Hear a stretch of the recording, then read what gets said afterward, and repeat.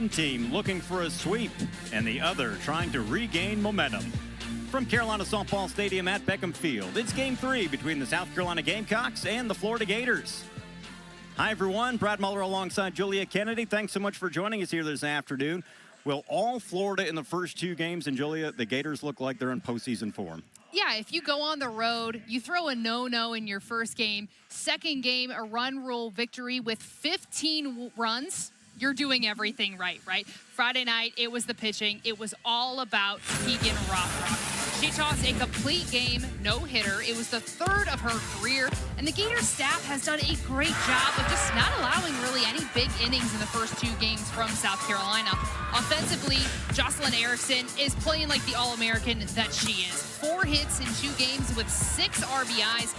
All 4 of her hits for extra bases with 2 doubles and 2 3-run home runs. If Florida can keep doing what they've been doing all weekend long, they'll be a tough team to beat the rest of the way. Yeah, meanwhile, for South Carolina, the Gamecocks need to get some momentum, not just for today, but for the rest of the regular season. The Gamecocks have only 6 hits in the first 2 games, but they've had some base runners with 7 walks and a couple of hit batters. They've got to find a way to get hits with runners on base.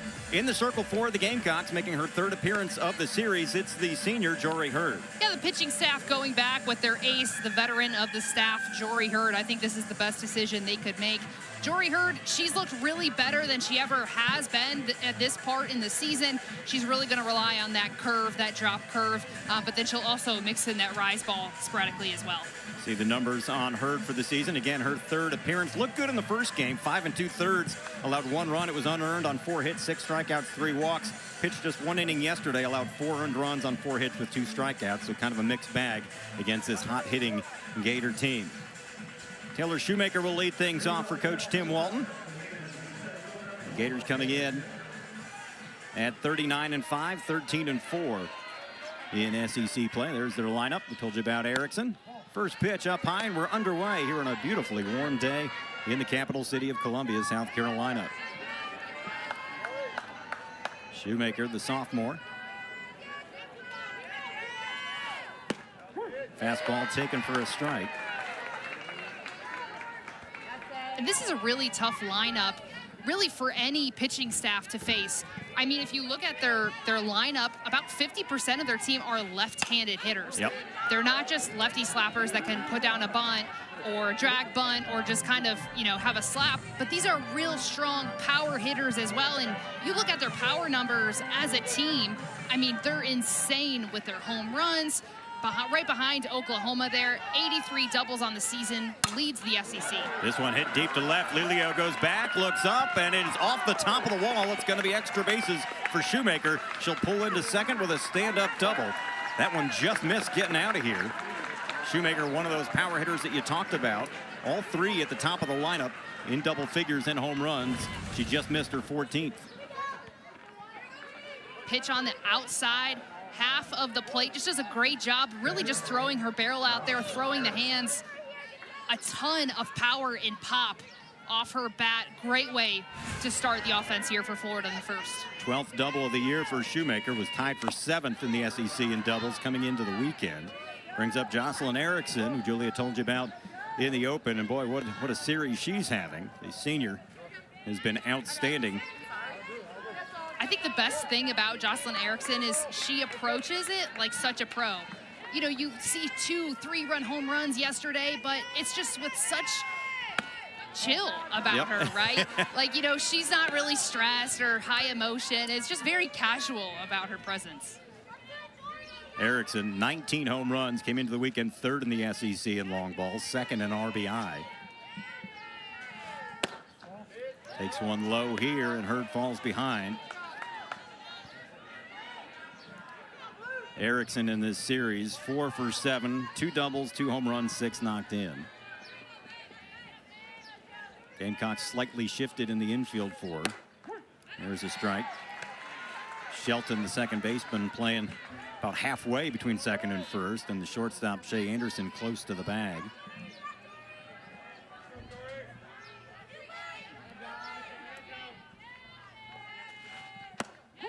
Nips the outside corner again, full count.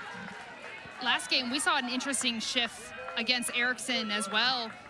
Shea Anderson was actually playing on the other side of second base. So we've seen a little bit of different defense setups here for Erickson. Payoff pitch, line drive, just foul past the glove of Rhodey.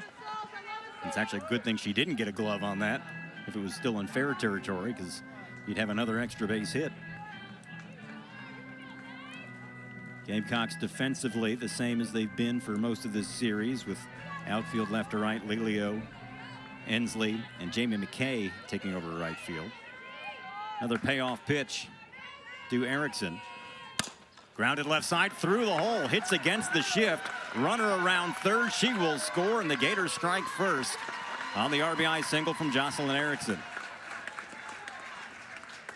I mean, this is what makes Jocelyn Erickson one of the best, hottest hitters right now in all of college softball. Works to an 8-pitch at bat, is able to find a ball that she can hit hard in play, beats the shift, able to find some grass and score the first run here for Florida. Yeah, sometimes the spray chart lies to you, right, when you can do that. So runner at first and a run in for Kenley Cahalan, the shortstop. Another lefty, another double-digit home run hitter, has 15 long balls on the year.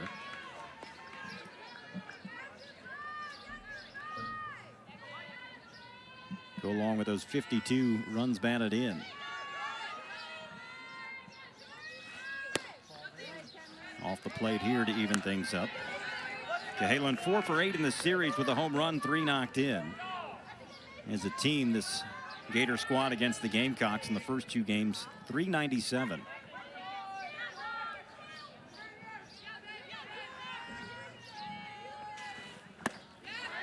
Hurd ahead of the batter, a ball and 2 strikes. That's a rare swing and miss from Cahalan there. Cahalan's been her first 2 years at Alabama and her second year with the Gators. Second team All-SEC a couple of years ago. Got a piece of it to stay alive.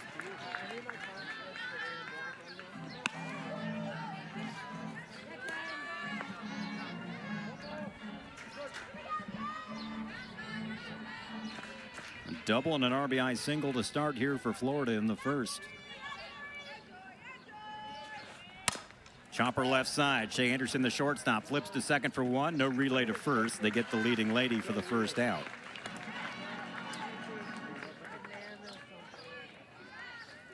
Anderson again was shaded towards the bag. So 1 out, runner still at first, and it brings up the left fielder Townsend Thomas. Townsend Thomas was a big part of that victory for the Florida Gators against South Carolina back on Friday. She had a home run there in the top of the 7th. Yeah, that gave them some extra breathing room. And what was a tight game despite the no-hitter. Gamecocks were very much in that game until late. Got some few runs late to the Gators to push it up to a 5-run lead. And you just saw Thomas there try to lay on the bunt. I mean, here she is, your 4-hole hitter. She can hit the long ball, but she can also lay down a bunt and even beat the throw out at first, which is really just unfair for any other defense, because you know, it's like, do you want to play back because she's got so much pop and power on her bat, or are you going to risk it coming in close to try to field the bunt? Infield in a few steps. 0-2 pitch. Too far inside. Thomas has had a good series, as you mentioned, had that home run on Friday. 4 for 7 in the series.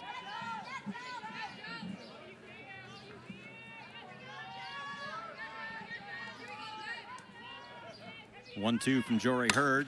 Hit down the left field line. Quincy Lelio gives chase in foul territory, makes a running grab for out number 2. Runner retreats to first. Big second out there, and some hard hit balls here in the first inning by the Gators. This one. That's a great job out there by Lelio in left field, and making that catch, even though it was a foul ball, that's a huge momentum kind of take away from Florida. I mean, if that ball was just a couple feet to the right, you know, this game would be looking a lot different right now. There's Kendall Grover, the third baseman.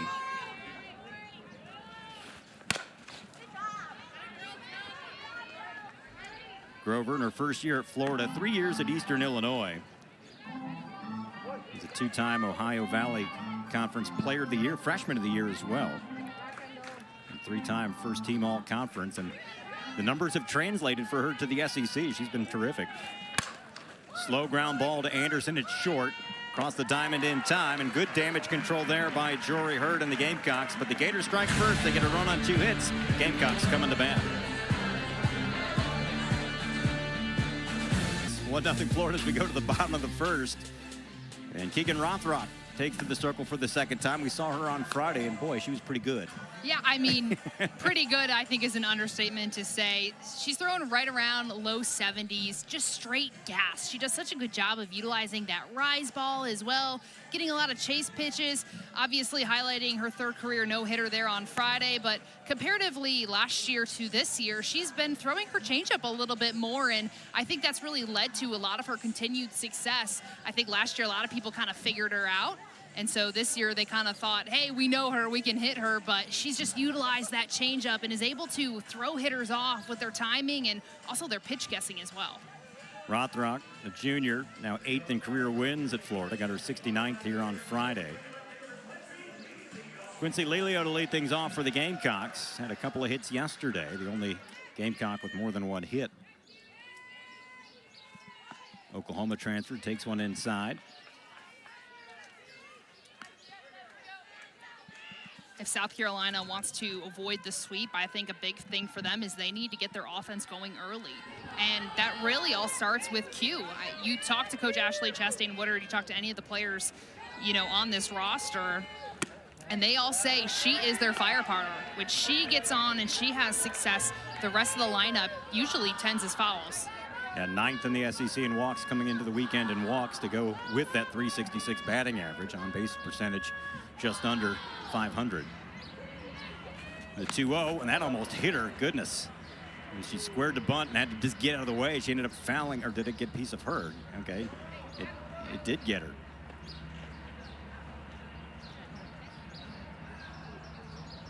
Gators were fielding it as if it was a batted ball. Let's see.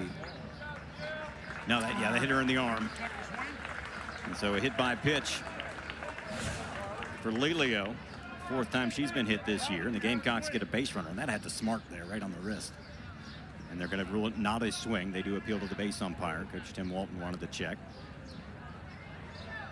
That's a tough spot right there on the wrist. Gets a little sensitive.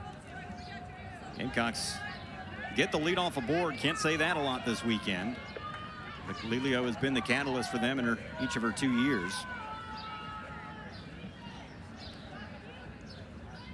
Tim Walton discussing something with our home plate umpire, Brian Soule.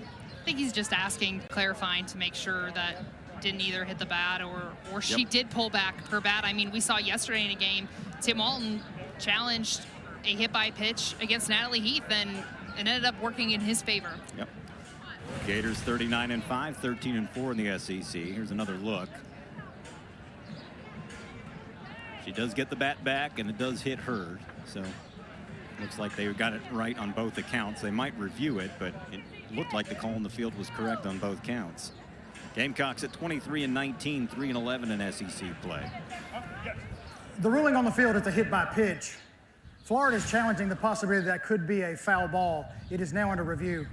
And I think this will be a very quick review. Yes, I would agree. I don't see a whole lot of evidence there that's going to overturn that, especially with the ball making no contact with the bat. Coach Walton in his 21st year at Florida. A couple of national championships in 2014, 2015. Made it to the Women's College World Series again last year. 8 SEC titles. After further review, the call on the field has been confirmed, a hit by pitch. Yeah, this is Florida's first challenge. Yeah, that was an easy one. Well, except for Lelio, who's still trying to work out the stingers there in the wrist.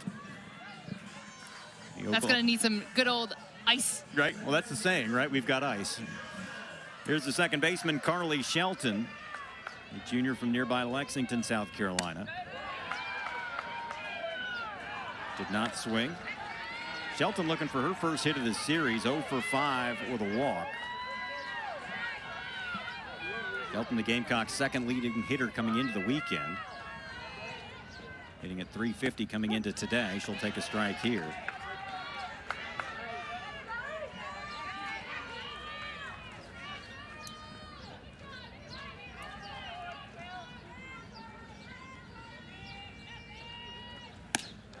healthy cut, but came up empty, and Keegan Rothrock had a ball and 2 strikes. That's so tough. Throwing that changeup in for a strike at 62 miles an hour, and then throwing straight at the eyes. Next pitch, about 70 miles an hour. 1-2 up high. Rothrock on that no-hitter on Friday. 8 strikeouts, 5 walks.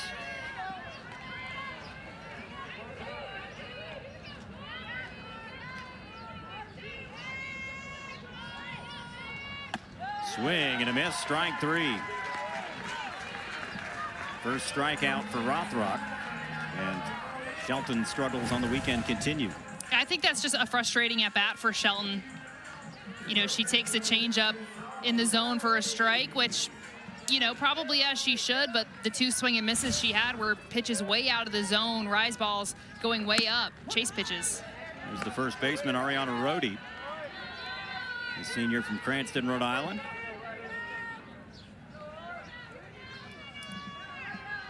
Rhodey 1 for 4 in this series with a walk and has been hit by a pitch. So she's been on 3 times.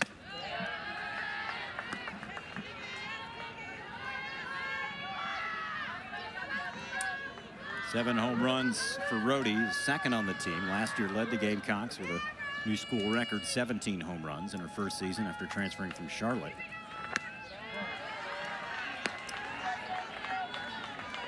And we've talked about how South Carolina has just struggled offensively so far throughout this series. And when you have Rhodey and Shelton back-to-back struggling for you guys in your lineup, it's really hard to have success on the offensive side of the game. Yeah, exactly. Because of the success both of them have had previously, if they're both not going at the same time, it makes it really hard, especially after Lelio, as we've told you, does a good job of finding ways to get on base, as she did here. 2-2 now to Rhodey. Grounded foul and went through the wickets of Kendall Grover there, but it is foul. Defensively for the Gators, outfield left to right, Townsend Thomas, Taylor Shoemaker, Cassidy McClellan. Infield third to first, you saw Grover there. Kenley Cahalan at short, Gabby Camilla second, Madison Walker at first, Jocelyn Erickson is catching Keegan Rothrock. 2-2 to Rhodey, stays alive.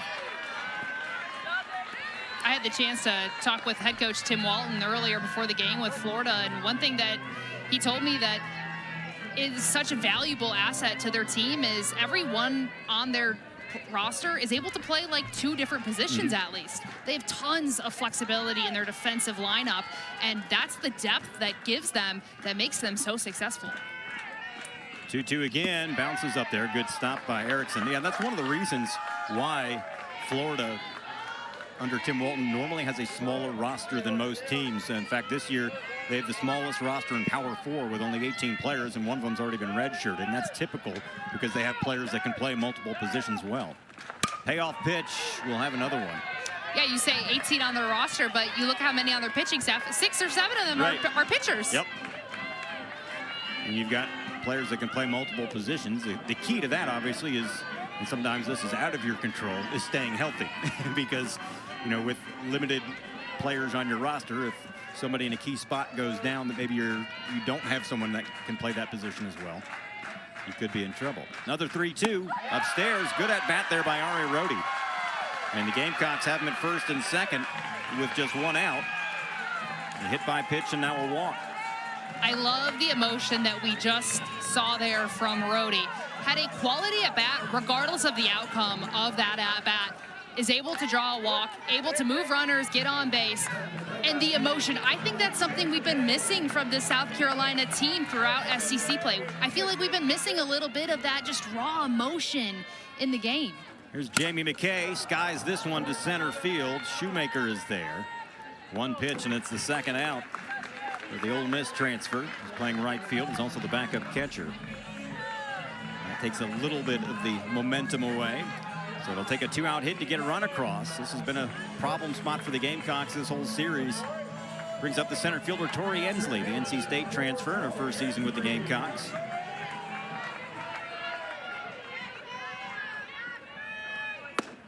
Ensley 1 for 5 in the series. That 1 hit was a solo home run yesterday. That started the scoring for the Gamecocks. And Gamecocks unable to build off of that. It was their team-leading 8th home run of the year. And quickly in an 0-2 hole here is Rothrock doing a great job of getting ahead.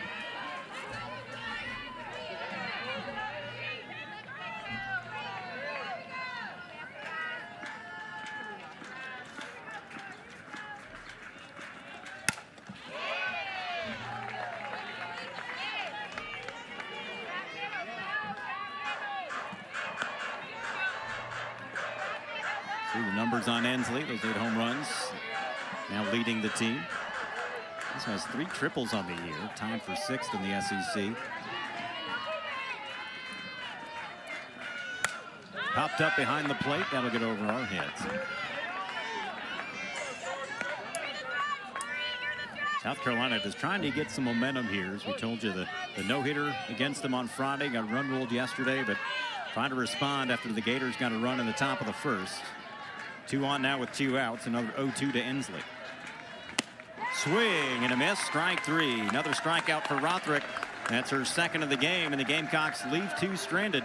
We've completed 1 here in Columbia. It's 1-0 Florida over South Carolina here in Game 3.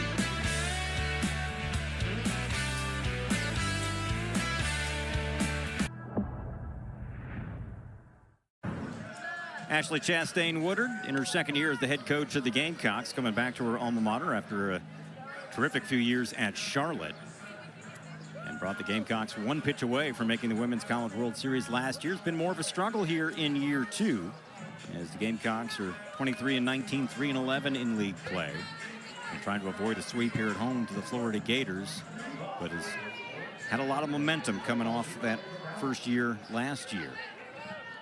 6, 7, and 8 do up for the Gators in their half of the 2nd as Jory Hurd goes to work against Ava Brown, the DP.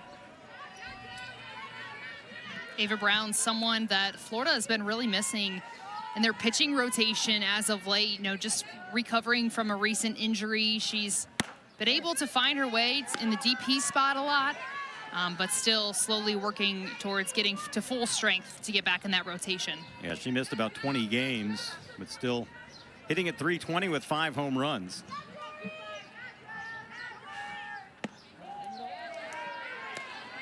Change of pace misses for Hurd.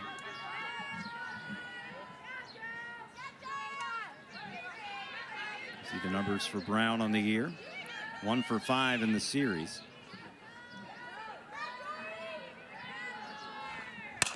Grounded hard to Anderson at short. She's got it. 1 away. Good play by Shea Anderson. That was hit solid. And I'll tell you what, Gators are getting some good rips in against Jory Hurd here early. They had a couple of deep fly balls in that first inning. I feel like we were talking, you know, in between breaks. It's like every ball that comes off the bat from Florida is just a screamer. Yeah. Every single one is just hard contact. And, you know, eventually those are going to find holes in the defense. Here's the right fielder, Cassidy McClellan. Takes a strike.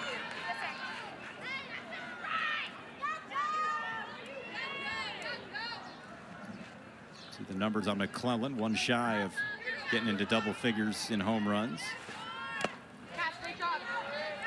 McClellan's had a really good series, in fact leading the Gators coming into today in batting average in the previous 2 games. 4 for 5, a home run, team best, 7 runs batted in, and she's walked twice. Have a weekend. And that's coming out of the 7 spot. I was just about to say, you pull up those stats and, oh yeah, she's your 7-hole hitter, by the way. Well, that's what it takes, right? You got to have hits all throughout the lineup. You're not going to get them all from everywhere in the lineup every day, and when your bottom third can be productive. Also helps turn the order over. Great job.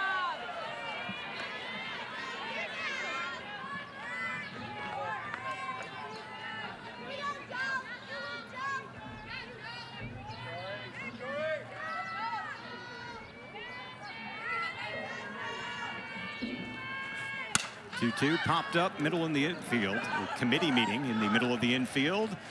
And that's going to drop foul. I don't know if Rhodey touched it, and apparently she did. So ending up at second is McClellan. That'll go as a double, most likely. Rhodey coming a long way in. Again, as we said, popped up into the committee meeting here in the middle of the infield and looked like it had a lot of backspin in it. And that's the second time this series so far we've seen a really high fly ball with miscommunication or just miscues with the South Carolina defense on the infield. Yep. So it goes as an infield double, and it brings up the first baseman, Madison Walker. Infield comes in halfway.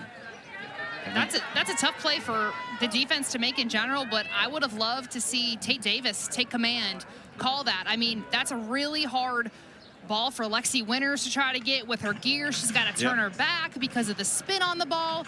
You really typically don't want your pitcher going to get with that. Those aren't the plays that she practices every day, right? And Rhodey was coming a long way. With Rhodey trailing and the way that the wind is coming, I would have loved to see Tate Davis really take command of that ball.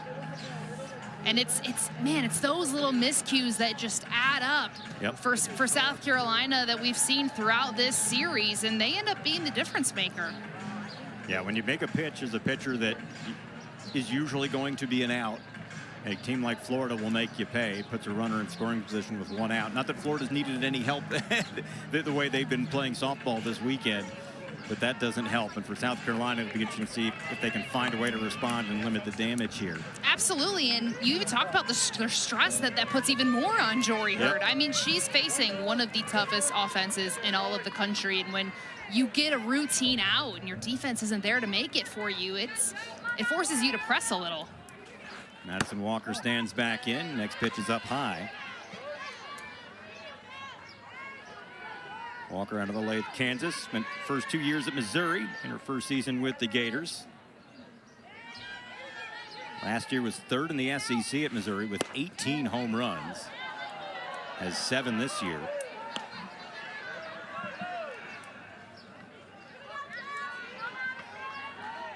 Walker 0 for 2 with a walk in the series. 3-0 from Hurd.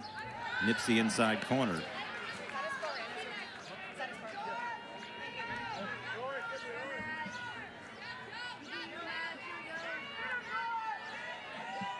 Gamecock outfield playing her to go the opposite way with Inslee shaded towards right center. Now a full count as Hurd battles back.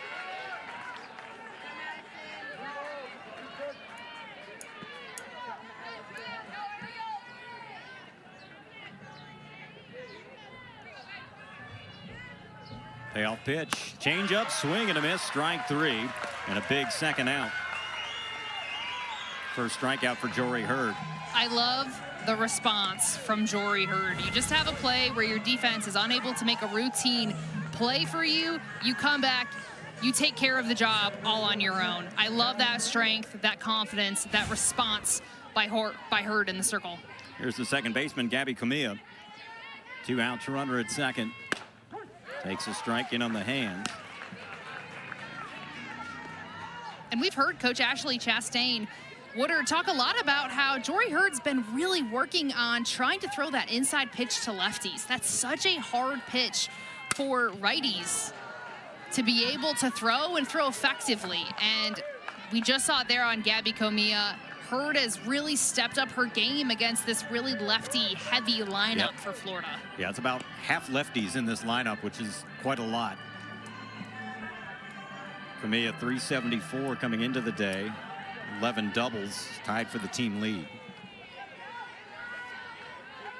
And 2 for 7 in the series against the Gamecocks. 0-2 pitch, we'll have another.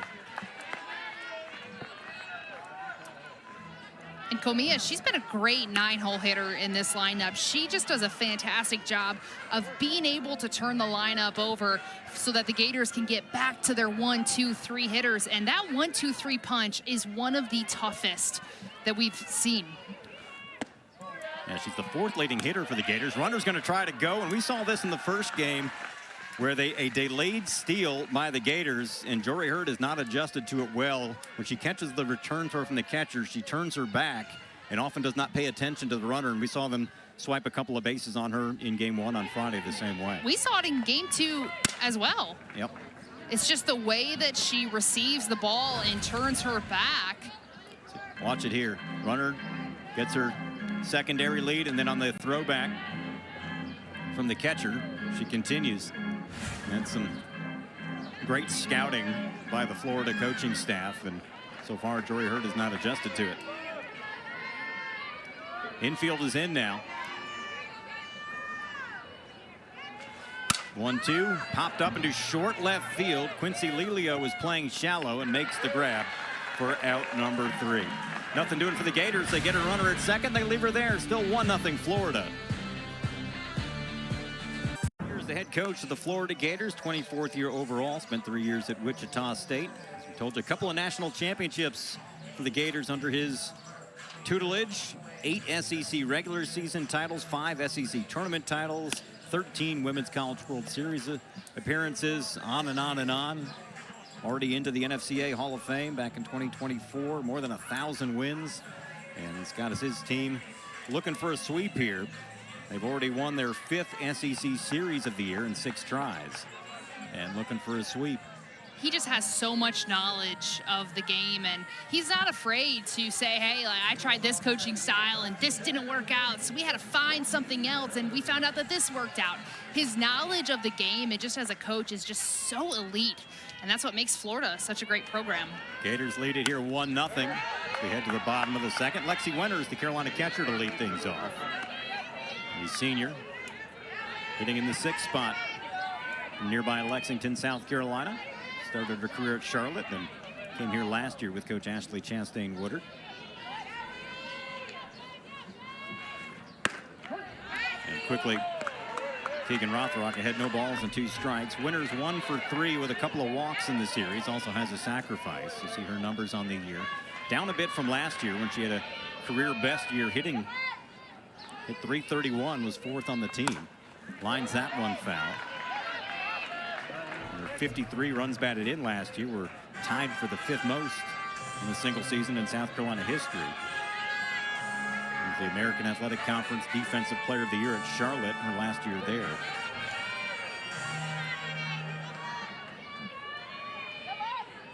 Rothrock deals 0-2 again, almost hit her.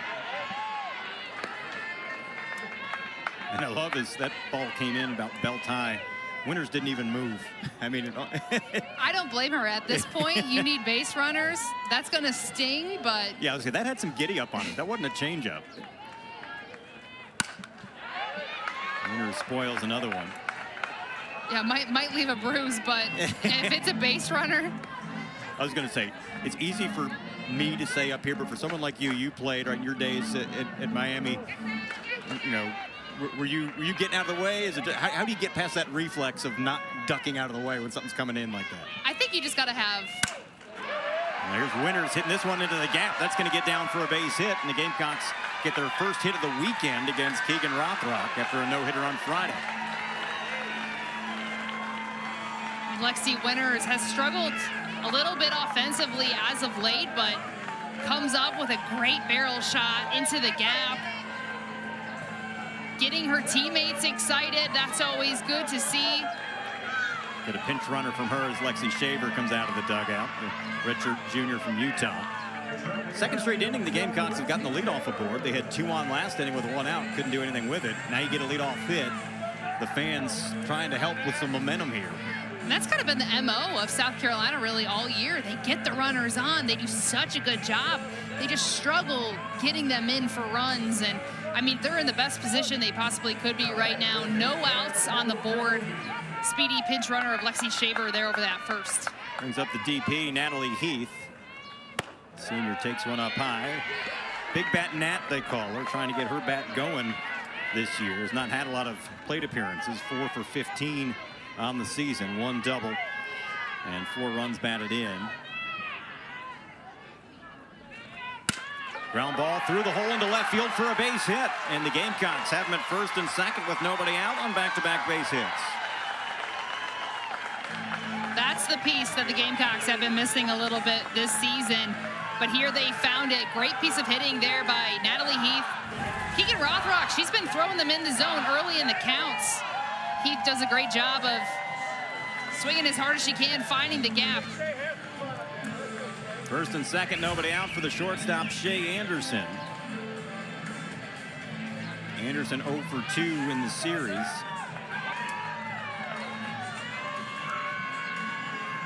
Opportunity here. See how the Gamecocks play it. Gamecocks don't do a lot of small ball, but you almost feel like you have to here.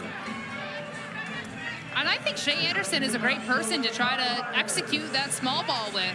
Well, Gamecocks only 8 sacrifice hits all season. But of the 8, Anderson has 2 of them, leading the team. They come in at the corners, do the Gators. She's squaring. Takes one on the outside corner. Anderson, the sophomore, taking over the shortstop position this year after the graduation of Brooke Blankenship. He's been very good defensively. Hitting at 253. He's got some pop on the bat with 6 home runs.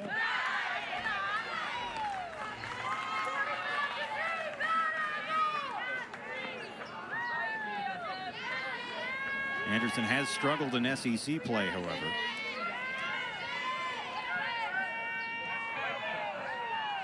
Squares the bunt, gets it down, and that'll get the runners over. As Rothrock makes the throw to first to get the out, but sacrifice executed by Anderson, her 3rd of the year, and the Gamecocks have him at 2nd and 3rd with 1 out. And that is how you play the game. That is how you execute. That is a great at-bat there from Shea Anderson. Getting the bunt down, that's the hardest part, right? Just get the bunt down. Just get the bunt down. Does it. Able to move 2 runners now into scoring position, just 1 out. Brings up the third baseman, Tate Davis. The sophomore from Greer, South Carolina. Check swing to third. They'll look the runner back, get the out at first, and that's not what the Gamecocks were looking for. Is an excuse-me swing on the first pitch results in a 2nd out. Yeah, that's tough there for Tate Davis. She was just a little excited there maybe for that opportunity. Davis now 0 for 4 in the series. Back to the top of the order for Quincy Lelio. Was hit by a pitch last inning, left stranded at 2nd. Strike on the outside corner.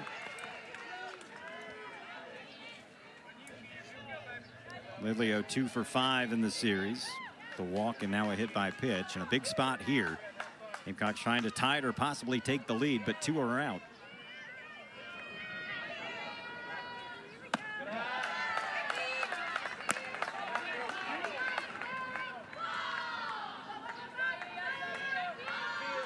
Gamecocks got leadoff singles from Lexi Winters and Natalie Heath, and a sacrifice and a check swing ground out.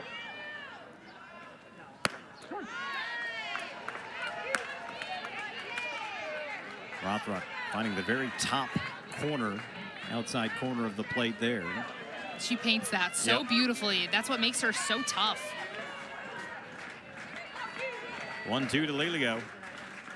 Got her swinging. Gamecocks get the first 2 aboard. They leave them stranded.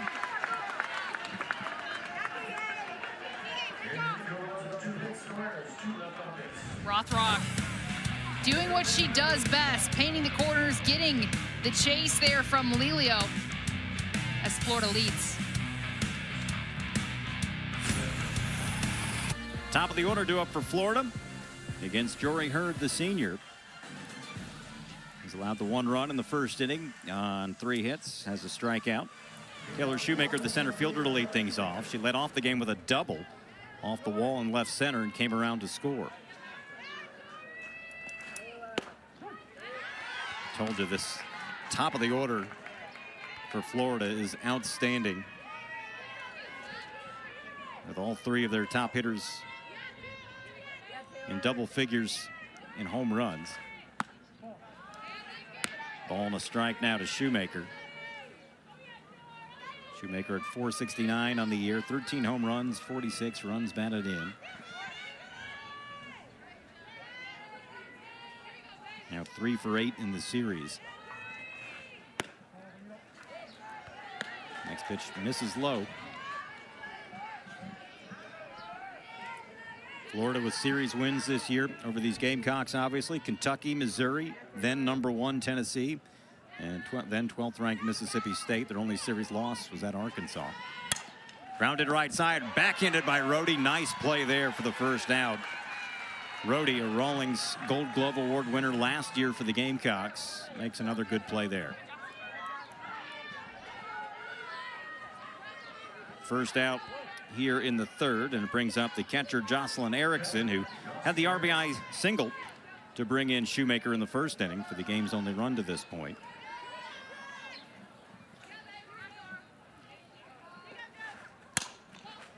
Another good play by Rhodey. 2 away. Rhodey getting the job done, showing off her Golden Glove, title over there. But, if I'm Jory Hurd, that's a win for me in my book. You're getting Jocelyn Erickson to ground out. I mean, granted, hard ground ball, but still getting her to ground out, and it's an out. That is a win in my book. Yeah, remember, she hit against the shift last time for that RBI single. Here's Kenley Cahalan, reached down a fielder's choice back in the first inning. The shortstop stands in with 2 outs, nobody on. And she'll drop that into the glove of the center fielder, Tori Ensley. A quick 1-2-3 inning for Jory Hurd and the Gamecocks. It's still 1-0 Florida as we head to the bottom of the third. Keegan Rothrock has done a nice job of working out of some trouble. Gamecocks had 2 base runners in each of the first 2 innings, but they've stranded 4. I think the biggest thing for her is, even though she's had a couple base runners on, she's still really efficient at getting ahead in the count early on. And that's really been her MO and what's made her so successful.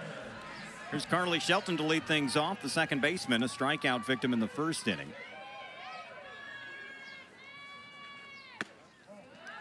And Shelton looking for her first hit of the series, 0 for 6 now, with a couple of strikeouts and a walk.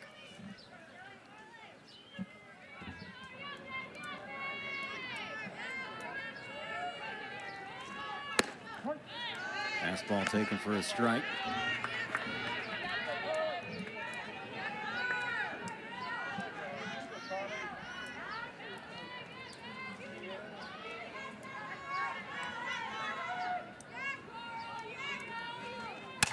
Hit in the air to right field. Right field McClellan back to the wall. Touch them all.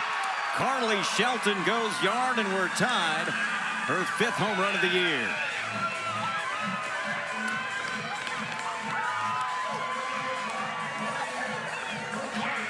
Carly Shelton stepping up big in these big moments.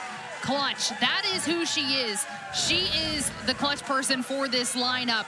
Does a great job recognizing the changeup out of the hands early on, keeps the hand back, and just mashes. I mean, that was a frozen rope out to right field. Got out of here, I think, as quick as a ball as I've ever seen. 10th home run of her career, and that ignites this Gamecock crowd. Here's the first baseman, Ari Rhodey. She'll take a strike here. Rhodey walked back in the first inning. First hit of the series for Shelton, and that's a good way to start.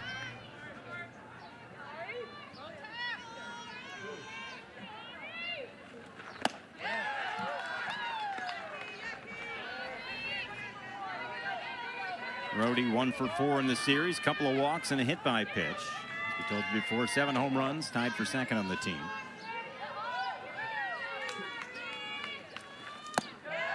His fastball misses low.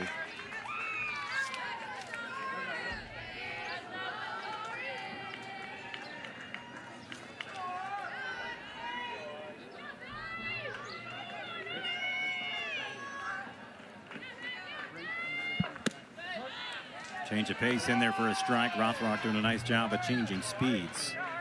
Keep you guessing.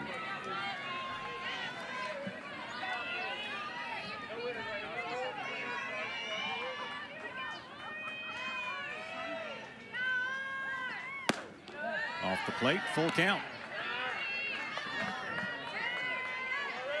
Rhodey's doing such a good job here of staying disciplined. You see Rothrock trying to throw those chase pitches, trying to get her swing and miss. Payoff to Rhodey. Strike 3 called. Rhodey didn't think so, and it's the first out here in the third. Got the plate. I think Rhodey thought it was high, and it's the 4th strikeout for Rothrock. That's a tough location for Rhodey. Right there, high inside at the hands. But for Rothrock, for that kind of response after giving up a solo shot, kudos to her. She's given up about 18 home runs here on the season, but it's all about that response, right? How do you come back? And that next out is the most important thing after giving up a home run. So kudos to Rothrock there. Jamie McKay, the right fielder, stands in. Flied to right in the first inning. Hits this one into short center field, and it's going to drop for a base hit. McKay He's become the Gamecocks' best hitter in SEC play. Comes up with the base knock here.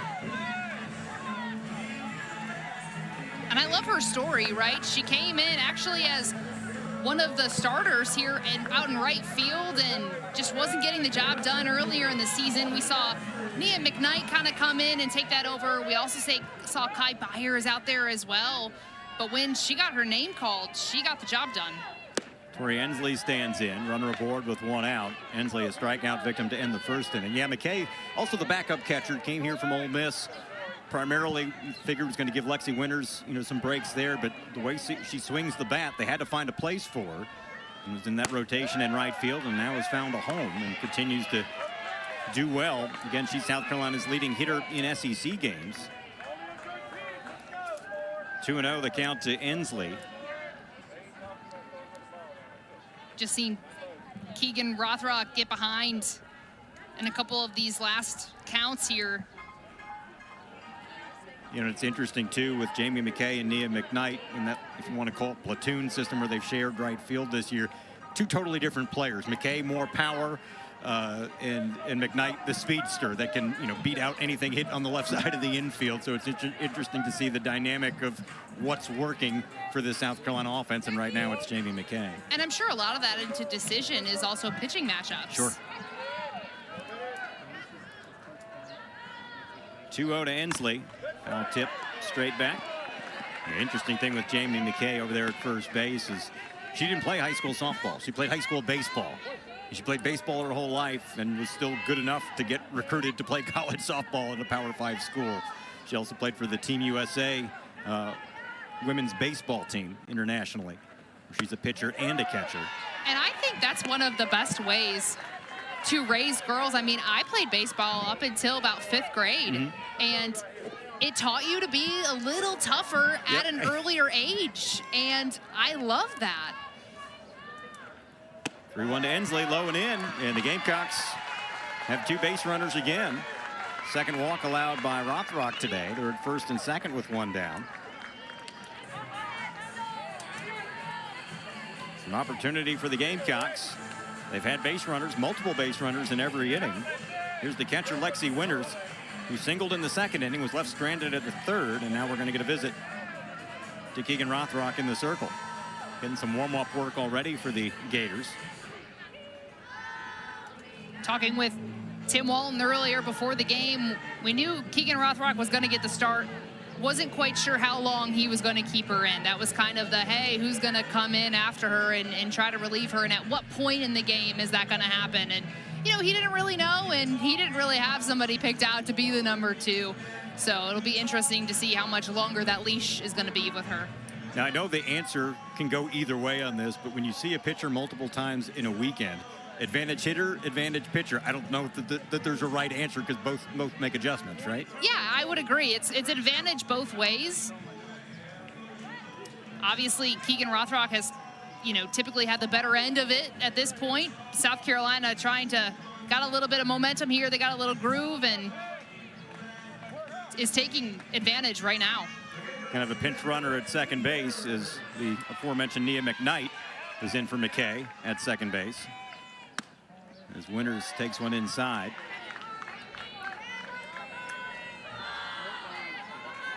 First and second, 1 out, a run in on the solo shot by Carly Shelton to tie the game to lead off the inning. 1-0 to Winters. Nips the inside corner, throw to second, closer than it should have been. As McKnight, a little slow to get back, but able to dive back into the bag. I mean, when you have Jocelyn Erickson behind the dish, you got to keep your head on a swivel at all moments on the base paths. Ground ball to short. Halen to second for 1, relay to first, in time, double play to end the inning.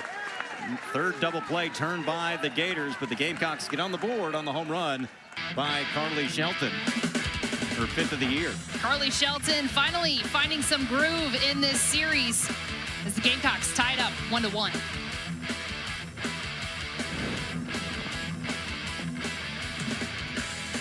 Fourth inning here in Columbia, tied at 1 now between the Gamecocks and Gators. Game 3 of this series. 4, 5, and 6 due up for Florida against Jory Hurd. By the way, Nia McKnight has stayed in the game after pinch running for Jamie McKay. She's in right field.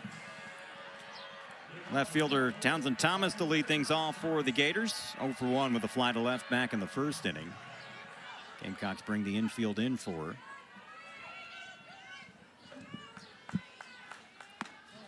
Did she go around? And they say she did not.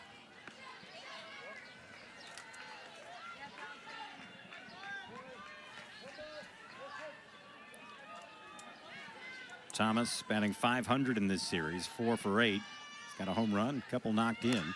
Gets a bunt down and will let it roll foul. Which was a smart play there by Tate Davis at third with the good wheels by Thomas. That's so hard to defend, though. Yep. Right? Lays down that, and then it's like, what, next pitch? Is she going to blast one over the fence? Well, that's, yeah, you got a slap hitter who can also go yard. She's got 3 home runs on the year. You kind of gulp as an infielder when you're playing in, as the Gamecocks are now, and the slap hitter decides, no, I'm going to swing away. And even her doubles on the year. Yep. 9 on the year. Fouls that one off at the plate. Gators got their lone run in the first. Gamecocks got their run in the third. Here was the home run by Thomas. And this is what I mean. She just stands in there. Just it's an absolute bomb. And that was a huge way to really close the door. Strikes out here as Jory Hurd gets her swinging for her second strikeout and a big first out here in the fourth. I love that Hurd is making her presence known. She's dominating the circle right now. Getting that first out, especially a strikeout, huge for the Gamecocks defense. Here's the third baseman, Kendall Grover. 0 for 1, grounded out to short to end the first inning. Infield returns to their normal depth for the Gamecocks.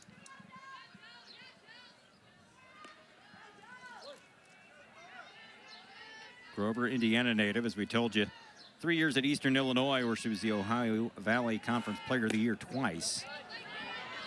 And has put up terrific numbers in the SEC, currently hitting .311 with 8 home runs. You know, sometimes when you transfer from the mid-major to a Power 4, you wonder how the numbers are going to work out. It's working out just fine for her. And the coaches wonder that, too. Yep. They don't know. This one hit in the air to left field. That's going to drop in for a base hit. Fourth hit of the afternoon for the Gators.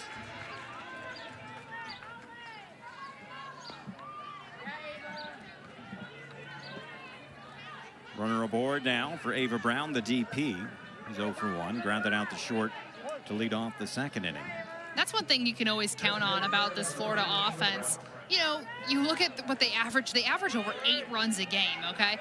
With that includes lots of hits as well. Second best in the country with hits on the season, sitting right behind the Oklahoma Sooners. And if you're in company with Oklahoma, I think you're doing something right. I mean, over 400 hits already on the season. Yeah, Oklahoma's in another world right now with what they're doing offensively. But yeah, Florida third in the SEC in batting average, coming in second in home runs, leads the league in doubles and second in walks. They get on base and get them in.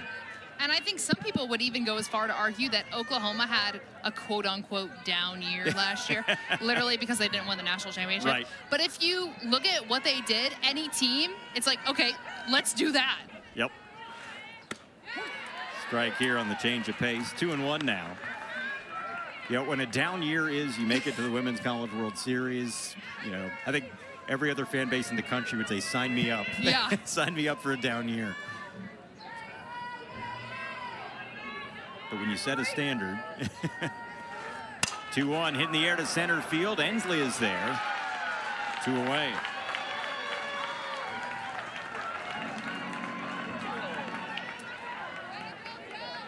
Brings up the right fielder, Cassidy McClellan. McClellan with the rarity in the second inning, an infield double. It was a pop-up with a lot of backspin that nobody could field, and it bounced on the left side between the circle and the third baseline. Trickled into foul territory, but it was touched off the glove by the first baseman, Ariana Rhodey, so she ended up on second. It was about a 12-foot double. Not something you see very often, and not something that you should see.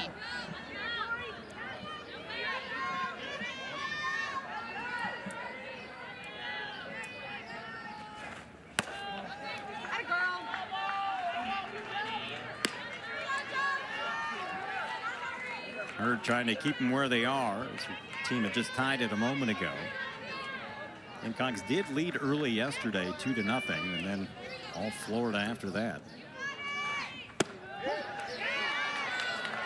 Florida scored 15 runs yesterday.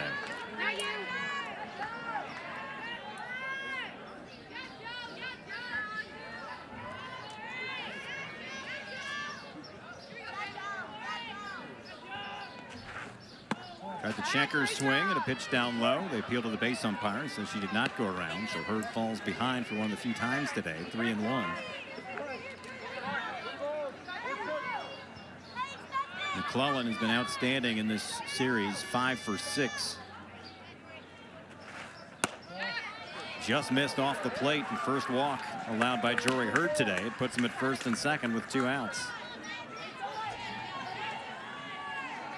In previous years, I feel like we've seen Hurd really struggle with those walks, but here in 2026, I think she's improved tremendously in that category as far as stats. Yeah, more than a 3-to-1 strikeout to walk ratio coming into the day. 83 strikeouts, 24 walks. Madison Walker stands in, strikeout victim back in the second inning.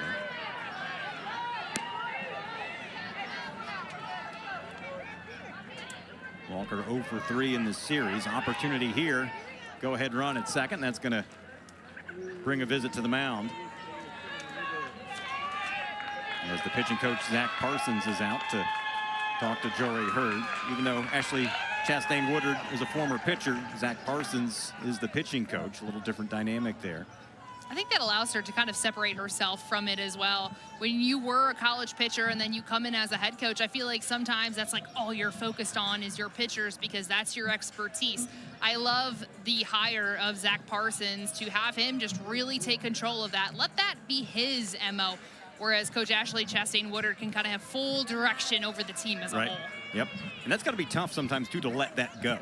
Oh, I'm sure. I'm sure. Well, you see him in the dugout, you know, even when it comes to pitch calling, I mean, they're right on top of each other. It's a conversation that they're having together to make those decisions. Yep. First and second, 2 outs.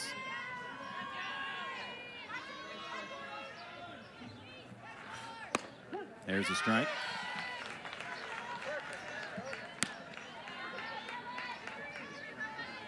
Walker, as we told you, first year with Florida after 2 years at Missouri. A nice addition to this already powerful lineup. Line drive down the left field line. That'll get through for a base hit. Runner around third. She will score. And the Gators reclaim the lead 2-1 as Madison Walker delivers the 2-out double.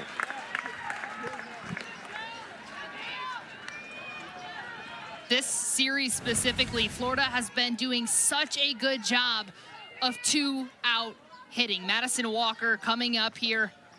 The ball tailing a little bit towards the left field line, and that's kind of what made it kick over there foul for Q to have to go get, but able to push one more run across. 2 now in scoring position for the Gators with 2 outs. And a chance for some big-time insurance as well with now 2 in scoring position. Conference offensively here is Coach Tim Walton calling his runners in. We'll see what this is about. 9-hole hitter Gabby Camilla will stand in, who flied out to left in the second inning. But Camilla, as we told you earlier, what a great 9-hole hitter. Hitting over 370, hitting in the 9 spot. Are you kidding me? And she's somebody that can do a lot of things, right? She can lay down that bunt. She can also hit for power as well. So she's somebody that you have to defend very specifically, and when you're doing that with 2 runners in scoring position as a defense, you see South Carolina now playing in. You have to be ready to really defend anything.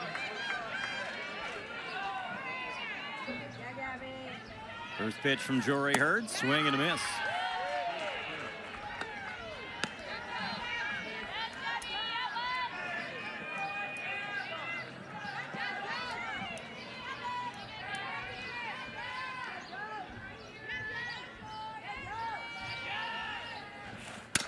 Grounded right side, and Rhodey can't come up with it. A run will score, and it's 3-1. Tough play there, just off the tip of her glove. I think she thought she had it in her glove. We've seen her make that play twice. Now they got the runner hung up between second and first, and she'll retreat back to first base. Hung up again. And they'll hold her there. So Camilla will get the run in. That's the thing with Florida. You always have to be ready for them to throw in some chaos on the base paths. We've seen that from them throughout this entire series, especially, you know, with Jory Hurd in the circle. But even then, trying to just make something happen to try to push more runs across. They're never satisfied in that department. Top of the order now. Taylor Shoemaker stands in. 1 for 2. A double and a run scored in the first inning. Grounded out to Rhodey at first in the third inning on a play similar to what we just saw. Kind of a hopper that was backhanded by Rhodey.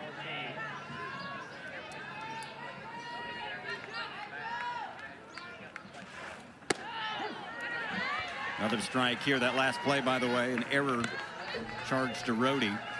And it looked like Rhodey thought she had it in the glove, too. She looked back at her glove, was surprised it wasn't there. I think she snow-coned it a little bit, Yep. and probably while she was turning, that ball fell out. 0-2 off the plate. Good response here by the Gators after the Gamecocks tied it last half inning. Now they got the runner again, dancing around. And again, we've seen them very aggressive on the base paths with the way Jory Hurd turns her back.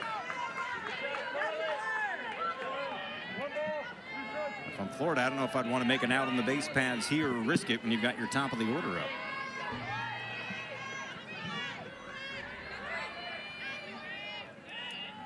One-two to Shoemaker. Check swing, got her. Third strikeout for Jory Hurd, and the Gamecocks are out of the inning, but the Gators pick up a couple of runs. They take advantage of an error. They now lead it 3-1 as we head to the bottom of the fourth in Columbia.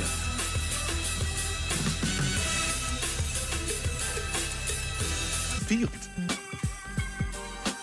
Get up here. He's just hanging around. Just hanging around, watching some softball. I mean, 3-1. he's got big enough eyes. I mean, he really can't miss a thing. 3-1, Florida leads it here as we head to the bottom of the fourth. Gators get 2 runs in the top half of the inning to reclaim the lead. 7, 8, 9 to up for the Gamecocks here against Keegan Rothrock. Gonna get a pinch hitter to lead things off as Kai Byers has grabbed a bat. The freshman will hit in the 7th spot in the DP spot for Natalie Heath, who singled in the second inning.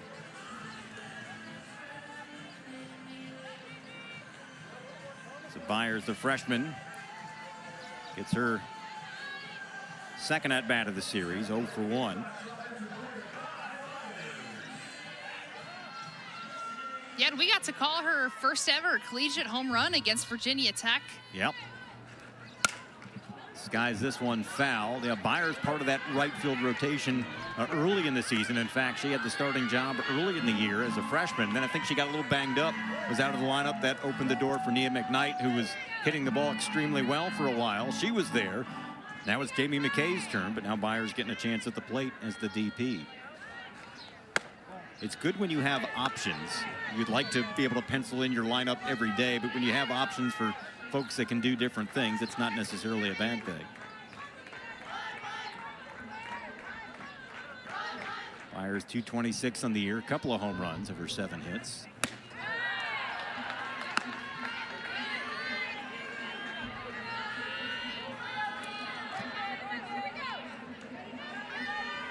Out of Mechanicsville, Virginia, one of several players on both these teams that his mom and dad played collegiate softball and baseball respectively.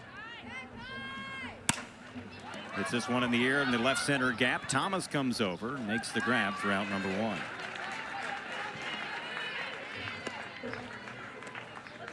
So 1 up, 1 down here. 3 runs, 5 hits, no errors for Florida. 1 run, 4 hits, 1 error for the Gamecocks. Shay Anderson, the shortstop, will step in. Had a nice sac bunt in the second inning to get runners to second and third with just 1 out, but the Gamecocks unable to plate a run that inning. That's actually been a story for South Carolina today, even though they did get the solo home run last inning to lead things off from Carly Shelton. They've left 2 runners on in every inning so far. Unable to put up a crooked number. I think that's just been their Achilles heel really all season. And you look at a lot of the games that they've lost, it's just by like 1 or 2 runs here, and that's what ends up being the difference in a lot of these games. Yeah, you look at the losses for Coach Ashley Chastain Woodard. They have not won an SEC series. They've taken 2 out of 3 in most of them. They're hoping to do that here today. 2-1 now on Anderson. But a lot of the scores, even against the teams like Texas, it's like a 4-2 game where, similar to this game, they've had opportunities, but the pitchers for the other teams have made the pitches to avoid the big inning, and the Gamecocks have to find a way to get those crooked numbers. Checks her swing. Base umpire says she did not swing. 3-1 to Anderson.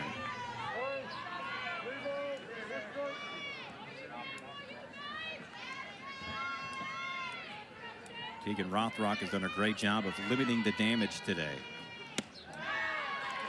And her 3rd walk issued goes to Shea Anderson. Gamecocks again have had a base runner in every inning. They've had multiple base runners in the 3 previous innings. Get a runner here. And that's huge, right? Coming in as a pinch hitter, typically you want to go in and just start mashing, right? Taking these big hacks. You want to show why you got put in there, but does such a great job. Shea Anderson there being disciplined, taking her base. I mean, what South Carolina needs is base runners. Yep. Gamecocks will pinch hit for Tate Davis in the 9 spot. Alyssa Humbermail will check in. The junior, who's a Florida transfer, missed most of last year with injury. Takes a strike here. Humbermail, only 250 on the year, 15 hits and 60 at bats, couple of doubles, 1 home run, 12 knocked in. 0 for 2 in this series, and has struck out both times. That always can be a little, emotional and kind of weird sometimes when you're playing against your former team, your former teammates, your former coach that recruited you. Pops this one up behind home plate. Erickson calls for it, makes the grab, and there's 2 away.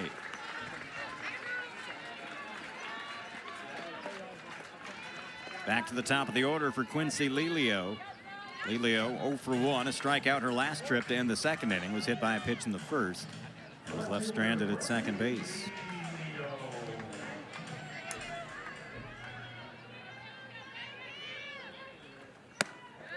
Good stop by Erickson there. Talk about no errors for Florida. They had an error earlier in this series. It was their first error. They've only made 1 error in the last 18 games. It's just been incredible what they've been doing with the leather. I mean, 2nd best fielding percentage in the country. You compare that with who you have in the circle, Keegan Rothrock. Right. I mean, that is one tough team defensively that you're competing against. They'd get a piece of her, gets away, and moving to 2nd on the wild pitch is Shea Anderson.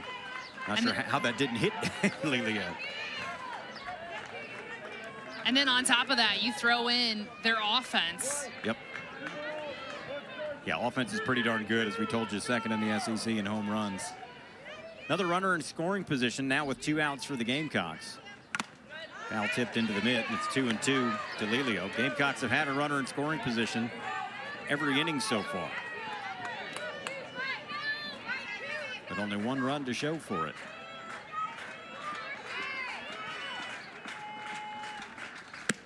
Off the plate. It's a pretty good spot there for Rothrock. Lelio doesn't chase. I mean, and that's why they have her at the lineup. Coach Ashley Chastain Woodard literally talks about how Lelio has arguably one of the best eyes in all of college softball, just knowing the strike zone. Payoff pitch to her outside, and she coaxes another walk here. Lelio 9th in the SEC in free passes, gets her 31st of the season. And it's the 4th walk allowed by Rothrock. Puts him at 1st and 2nd now with 2 outs. And brings up Carly Shelton. 1 for 2, that 1 hit, and a solo home run to account for the Gamecocks' lone run to lead off the 3rd inning. It was her 5th home run of the year. Skies this one to left field. Thomas camps under it and snares it for out number 3. Gamecocks, for the 4th consecutive inning, leave 2 stranded. They trail at 3-1 as we head to the 5th. 3rd game. Defensive change for the Gamecocks. Natalie Heath moves over to third base. She was the DP to start the game. She takes over for Tate Davis, who was pinch hit for last half inning. Jory Hurd back to the circle for a fifth inning of work. You mentioned trying to go for that sweep there, and the SEC, trying to get a series sweep in the SEC is one of the hardest things to do in conference regular play.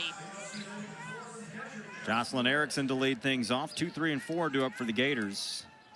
Erickson 1 for 2, an RBI single in the first inning. Remember, she hit against the shift. Gamecocks in that shift again, where Shelton, the second baseman, is halfway between second and first, and Anderson pretty much on top of the bag, the shortstop. You see it there. In the first inning, she just punched it through the hole on the left side to drive in a run. A great piece of hitting. She also bounced out to Rhodey at first in the third inning.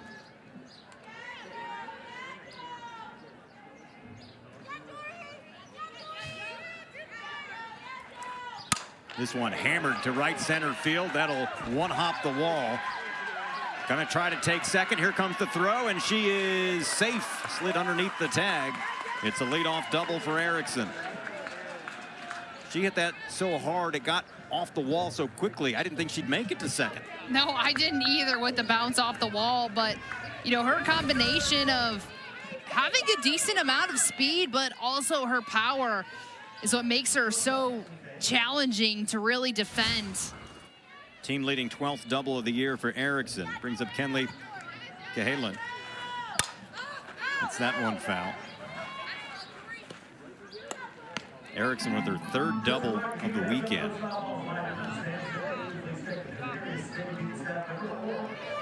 Cahalan 0 for 2, reached on a fielder's choice and lined out to center to end the third inning. Hammers that one foul. Hurd ahead, no balls and 2 strikes, but again, the Gators getting some good rips in here. And that's the thing about, you know, these at-bats that we're seeing from Florida, and I'm even going back to Friday, the first game of the series. These at-bats, they are just fouling off, and just raising the pitch count for the Gamecocks insanely high early on. They're just extending these at-bats and waiting until they find their pitch, and when they do, they usually, you know, groove it out somewhere. Runner in scoring position with nobody out. 1-2 pitch. That'll get out of play. Good catch by a man in the stands. There you go.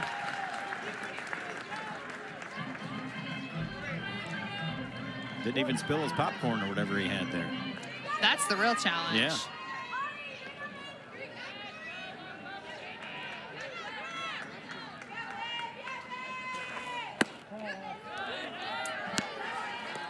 Gators with a run in the first. Gamecocks tie it with a run in the third. And then Florida a 2 spot in the fourth inning to reclaim the lead. Now threatening again here in the fifth.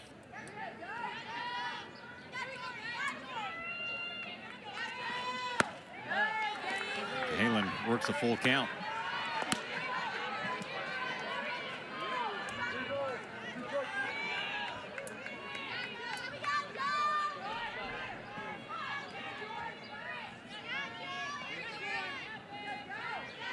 Payoff pitch.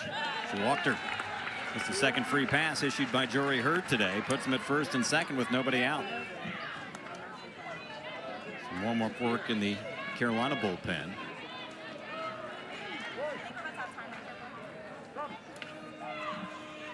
Coach Ashley Chastain Woodard out of the dugout. This may be it for Hurd, or at least for now. We saw her in game 1 go out and come back in, so never say done.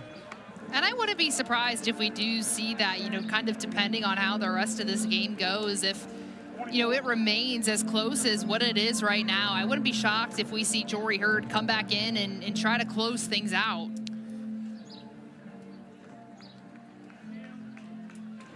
Gonna have a pitching change here in Columbia. We'll tell you about it when we come back.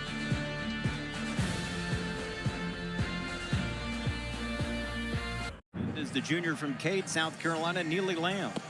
And the beauty about this South Carolina pitching staff as a whole is, yeah, they have a lot of pitchers on staff, 7, but they all give different looks, right? We just saw Jory Hurd come in using that curve, that drop curve, mostly utilizing that drop as well. Neely comes in, gives pretty much the exact opposite look. You're going to see her utilizing that rise ball. That's definitely her best pitch. She'll mix in that curve as well, but her changeup is what's really been the ultimate factor for her. We've seen that improvement compared to last season to this season. And just seeing that really work for her as well in the circle, and that's what's got to be on for her today. Runners at first and second with nobody out here in the fifth. Townsend Thomas at the plate, 0 for 2, a fly out and a strikeout. Infield in as she squares and takes a strike. Lamb in her second season with the Gamecocks had an outstanding freshman season at Charleston Southern, where she was the Big South pitcher and freshman of the year. First time that ever happened. Been roughed up by the Gators, though, in her 2 appearances this weekend. He's going to combine 2 1/3, allowed 4 runs on 5 hits. Make it 6 as that'll get through for a base hit. They will hold the runner at third as the throw comes in, and the bases are loaded with nobody out.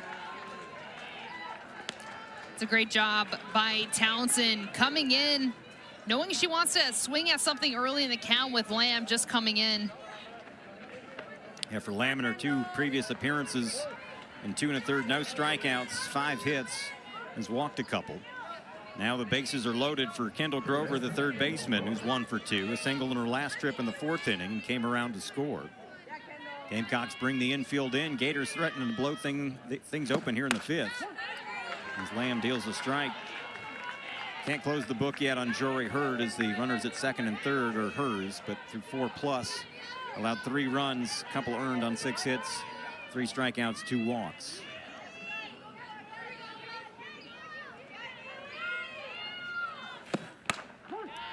Got the outside corner there. I think Winters helped by that call. I was just about to say, I think Winters used her magic there to get that one. It's a veteran catcher behind the plate, helping her pitcher out.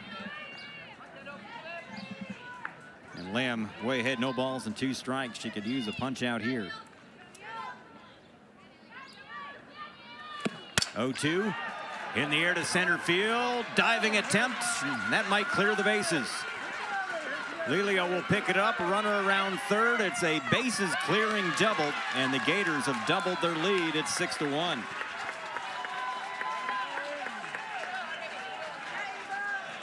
The offensive power from this Florida lineup is just nonstop, 1 through 9. Kendall Grover here, pitch on the outside. Half for her, actually takes it to left field, but still so much power. Diving effort there by Ensley, not enough. Kendall Grover doubles the lead. Another runner in scoring position for Ava Brown, the DP. She'll take a strike here. Still nobody out as 4 straight have reached. For Grover, that was her 11th double of the season. Gives her 36 runs batted in as well.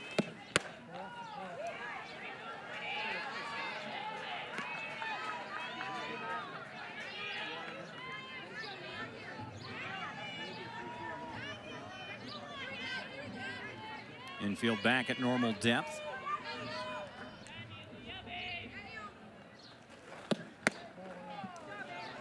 Lamb trying to work in on the hands of Brown, but missed the last 2 inside.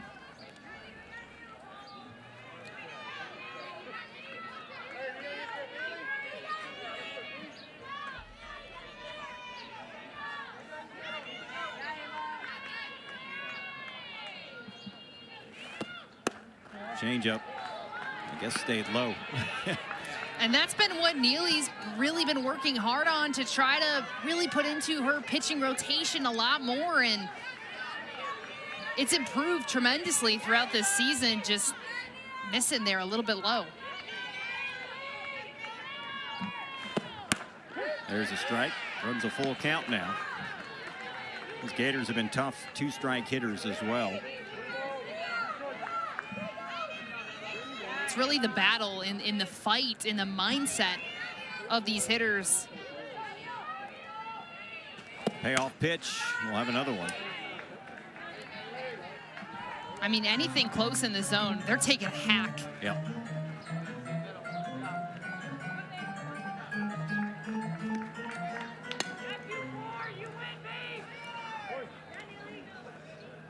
4 straight have reached here in the 5th inning.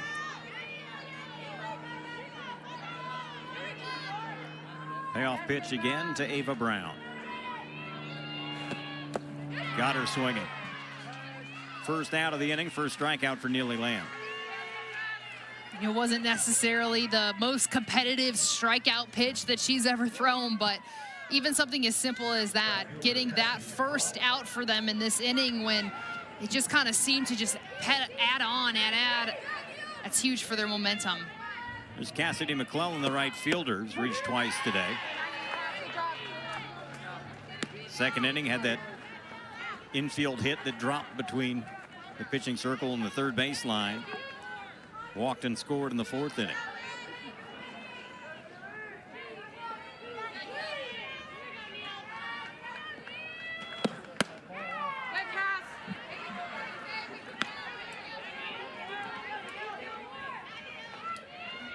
Something we've talked about for South Carolina, and Coach Ashley Chastain Woodard this year is still trying to find that consistent number 2 pitcher for them. Jory Hurd obviously has been the number 1 and has kept the Gamecocks in a lot of games this year. As Lamb again falls behind, and it's been between Emma Friedel and Neely Lamb to try to grab that number 2 spot, but neither one has been consistent. They've had moments where they've been very good, and they've had moments where it's been a struggle. And while that's a struggle, you know, for South Carolina, I think that's a struggle with a lot of teams and a lot of programs right now. I mean, even take a look at Florida right now. They have Keegan Rothrock, who is their clear ace. She is their clear go-to. You know, your Friday game, your Sunday game, she is going to be starting. But as far as that number 2, I mean, they have really good options. But as far as solidifying who that is, I don't really think they've made that quite distinction yet. And that's something you have to consider going into if you want to make a run at the World Series. Right? You have to have almost another ace as a number 2 if you want to make that depth.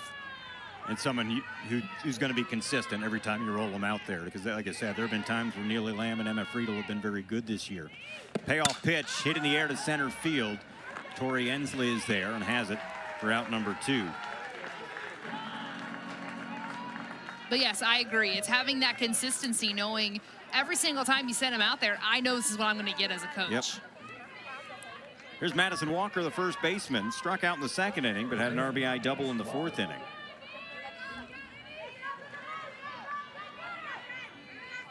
Runner at second with 2 down, 3 runs in on the bases clearing double from Kendall Grover.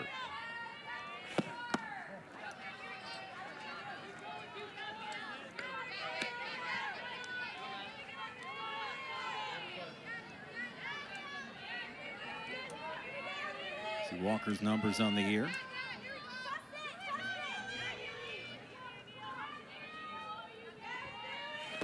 One over to the Missouri transfer, taken for a strike. And that's what Neely's been looking for. That right there, that pitch and that zone and that count is what she has been fighting for. Yeah, saw her miss on that same pitch a couple of batters ago.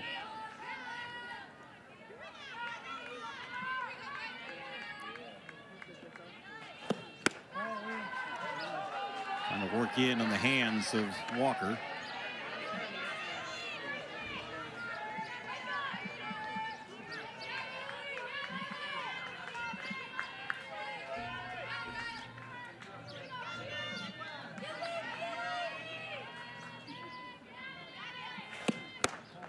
Off the plate, 3-1.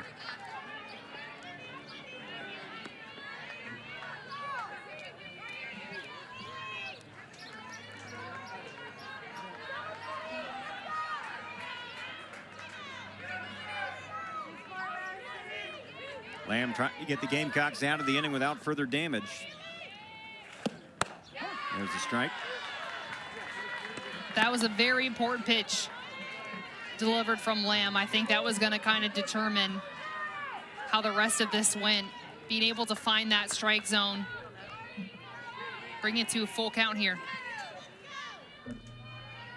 Payoff pitch to Walker. Fisted foul. Again, Lamb has tried to come in on the hands of Walker, and she spoiled that one. Do not want to let Walker extend. 18 home runs last year at Missouri. He's third in the SEC, has 7 this year. Fisted, gloved by Anderson. She won't have a play. That saves a run most likely, but no chance to get up and make a throw to first. It's an infield hit for Walker, her second of the day. That's a great job by Shea Anderson. Not a whole lot she really could have done with that play. I mean, a hard ground ball into the 5-6 hole. She did everything she could, just keeping it on the dirt. And like you said, very much potentially saving what could have been another run for Florida. Brings up the second baseman, Gabby Camilla, hitting in the 9 spot. 0 for 2, reached on an error last trip, and that brought in a run. Takes a strike here. At the corners with 2 down.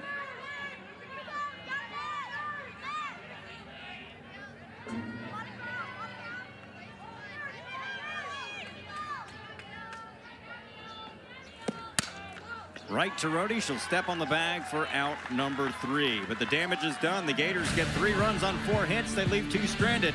They lead it 6-1.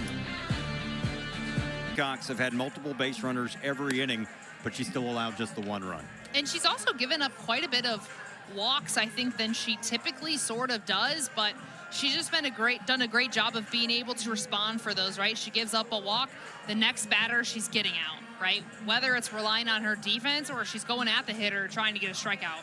Yeah, Gamecocks left 2 aboard in the 1st, 2nd, 3rd, and 4th inning. Let's see what they can do here in the 5th. Their lone run, a solo shot to lead things off in the 3rd inning by Carly Shelton. Here's Rhodey, walked in the 1st inning, looked at strike 3 on a borderline pitch in the 3rd inning.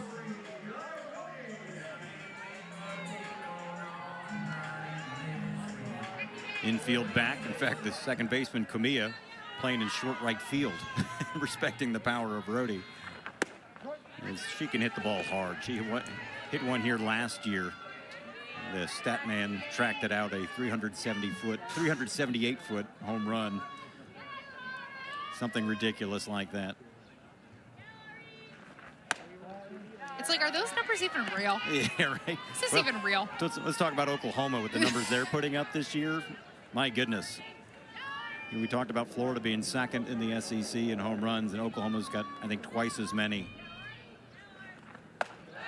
They're putting up video game numbers. We were talking before we went on the air. It's not like they've invented something new, but they're obviously doing something really well. But you were a part of a big home run hitting team at Miami. Yeah, when I was at Miami of Ohio, I mean, we were 2nd in the country in home runs, right behind Oklahoma. And, you know, it's really unusual, but we had a new head coach that came in, and she taught us a hitting philosophy, and it was different than anything we'd done before, and it clicked. But, you know, and my reasoning with that is, okay, it's not like just us in Oklahoma are doing this. It's amazing. You know, they've got to be teaching this at all the other Power Fours. Like, why is it different for Oklahoma versus any other of the big teams out there? It is amazing what they are doing. And, you know, with Oklahoma, when you have Kendall Wells on your team. Yeah. Payoff pitch to Rhodey. Hit in the air down the right field line. McClellan gives chase and won't catch up to it. In the corner there. Yeah, Kendall Wells, the freshman. I mean, 31 home runs, and the season's not even over. Yeah, I remember at one point she had 30 home runs in 40 games, and I just kept shaking my head like, you're not supposed to be able to do that, especially as a freshman. It is fun to watch when they're not playing your team, right? Exactly.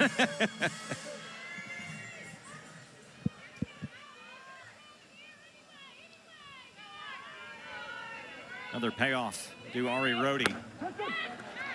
And Rhodey didn't think so. Second time she's caught looking, and Rothrock got the benefit of the doubt on the pitch that looked like it was in the river, but let you take another look there. Yeah, that's a tough location. I do think that's a little bit too close to take with 2 strikes. I think that's a pitch that relatively could get called either way. Just, you know, really frustrating for Rhodey. She is a hitter that draws a lot of walks. Yep. Right? She's the one that has a really good eye. In addition to Q, she's the one drawing a lot of walks. So twice now where she's thought it was ball 4 and it's actually strike 3. Yeah, she's tied for 2nd in the SEC in walks. So usually you give her the benefit of the doubt. Jamie McKay re-enters. She started the game in right field, was lifted for a pinch runner, but is 1 for 2 today. See her numbers on the year.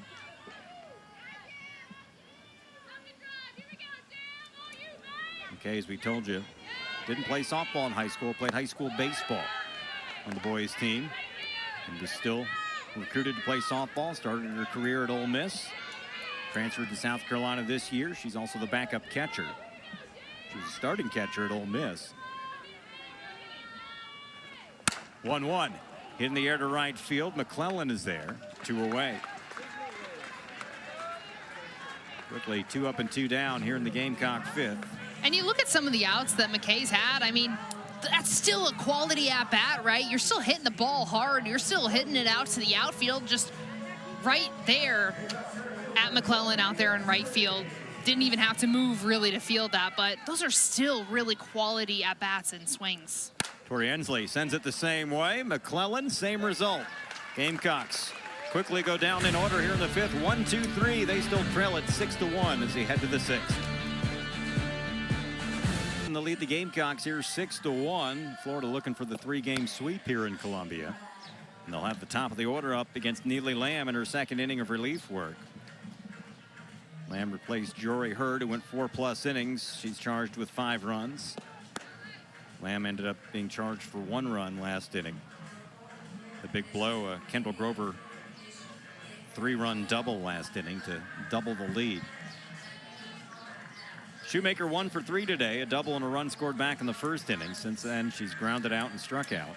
All that against Jory Hurd. This is her first time against Neely Lamb. I think with Lamb right here facing the top of the lineup here for Florida, it's important as ever for her to lock in. Try to just stop the bleeding from this Florida offense. Shoemaker 3 for 10 in the series.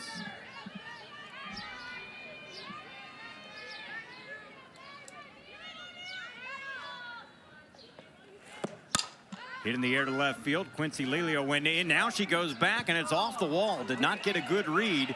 It'll be a double for Shoemaker. You don't see Lelio get fooled out there in left field very often. She came in and then realized it was over her head.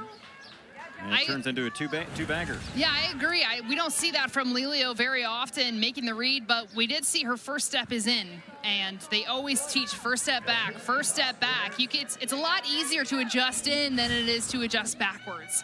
And that first step, that first misstep. Team leading 13th double of the year for Shoemaker. She's at 2nd with nobody out for Jocelyn Erickson, who's been very good at hitting the softball this weekend. 2 for 3 today. I mean, she's okay. Single, double RBI today.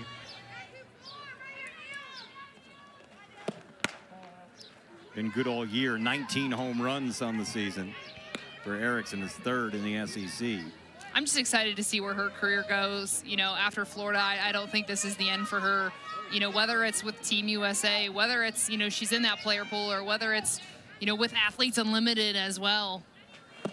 She's 6 for 10 in the series, is Erickson. And of her 6 hits, 5 of them are for extra bases. 3 doubles, 2 home runs. That's a pretty good weekend against anybody.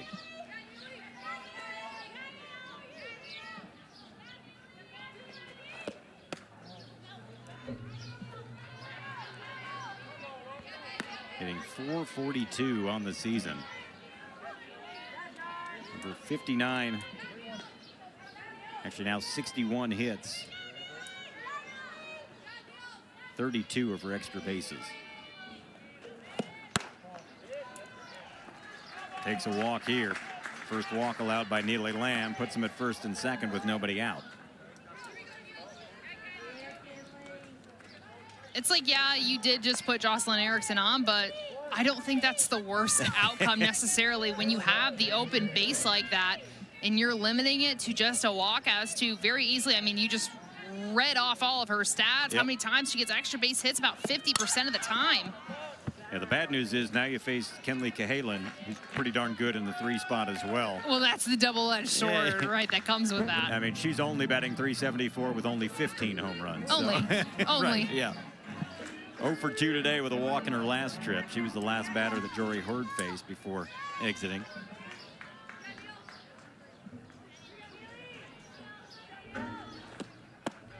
.4 for 10 in the series is Cahalan.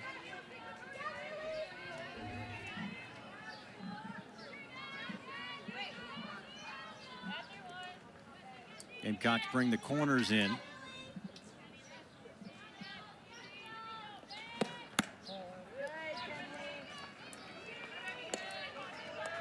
Neely Lamb's just kind of struggling to have command of a lot of her pitches right now. Getting behind in a lot of counts. We're seeing also struggling throwing that changeup for a strike. We've seen. Yeah, she needs to be able to throw that consistently for a strike. Evens the count here. We saw that last half inning missing low at times, but when she lands it, it's tough to hit.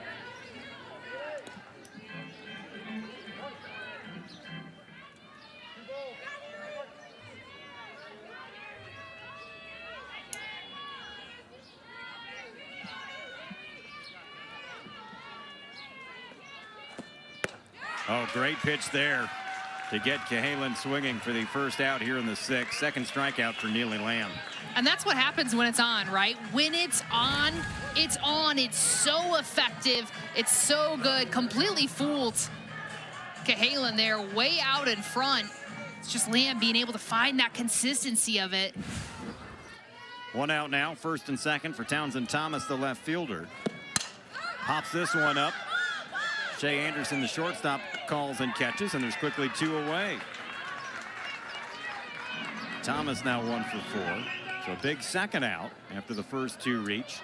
And it brings up Kendall Grover, who's 2 for 3 today, and her second hit was the double last inning that cleared the bases, stepped in with the bases loaded and emptied them with the double to left field.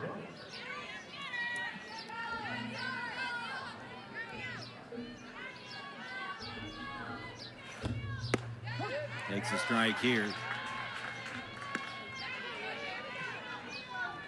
Just wondering, didn't have the chance to speak with Kendall Grover, but would like to know how many Sesame Street jokes she hears. You know. I believe Danielle and Courtney made them, you know, on the call yesterday, I believe. Courtney said she's watching a lot of Sesame Street these days.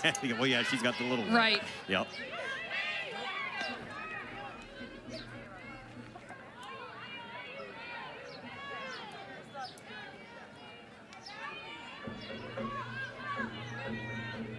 I actually have a Grover stuffed animal that I carry with me everywhere I go. I really do. Little emotional support. Yes. Hit in the air, and this is not the bust of Cincinnati, but it's caught by Quincy Lelio. A running grab for out number 3 to take away a base hit from Kendall Grover. Still 6-1 Florida, but the Gamecocks flashing some leather. Quincy Lelio on her high horse coming in, saving a couple runs there for South Carolina. Cincinnati, yes. 6-1 Gators as the Gamecocks come up for their set of swings here in the 6th. If you heard me go silent on the broadcast, it was because I have no idea why he said that. Well, when you have children, you will know. 6, 7, and 8 up for the Gamecocks. Lexi Winters, the catcher, to lead things off. 1 for 2, a single, and then hit into a double play back in the 3rd inning. Takes a strike here from Keegan Rothrock, who continues to toil in the circle. So when my son was a youngster, he carried a Grover doll with him everywhere he went. We had an extra one, the one I keep in my bag. And so everywhere I travel for broadcasting games, I would take pictures in the various cities, stadiums, and all that for a photo album, so that when he goes to college or graduates college, he will have a photo album of all those places Dad was when he wasn't at home. So that's why Super awesome. Grover travels with me. Yes. That's awesome. That's the story. Now you know. Very wholesome. Yes. So he was able to work that into the broadcast. I'm pretty excited. My son is 16 now, so he has no idea that I still have Grover traveling around with me. But, you know, because he doesn't still have Grover with him. Right, I would assume. 2-1 pitch, fisted. Oh, what a grab by Cahalan. Both teams flashing some leather here in the 6th. Takes away a hit from Lexi Winters.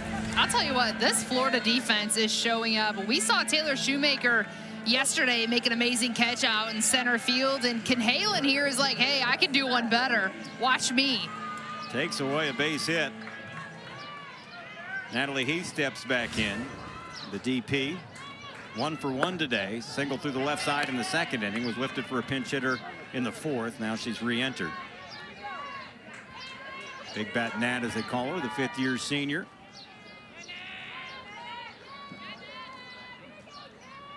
trying to get her bat going. Again, had the single earlier today. Nat was 0 for 5 at the plate in her first 3 years at South Carolina. Had a whole bunch of injuries, didn't see a whole lot of playing time, and then last year was healthy and hit .282 with 6 home runs last year. It was great to see after not having any kind of production in 3 years, not getting a lot of chances due to injury, and then it all came together.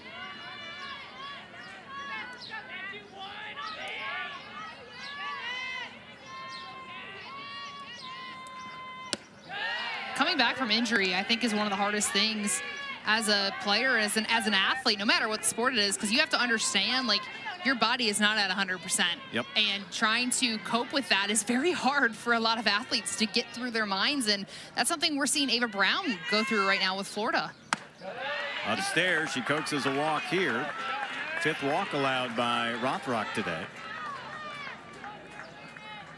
And the Gamecocks get a base runner. Last inning, by the way, was the first inning they did not have a base runner, as they were retired 1, 2, 3. In fact, they had multiple base runners in every inning other than the 5th today. Here's the shortstop, Shay Anderson. Had a sac bunt in the 2nd inning, walked in the 4th inning, was left stranded at second base.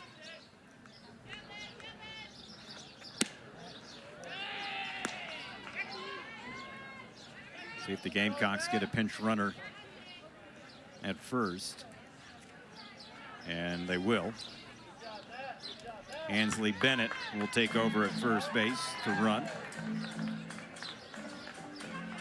Ansley Bennett is a super interesting kind of wild card on this roster, just because she wears literally every hat that she possibly could, right?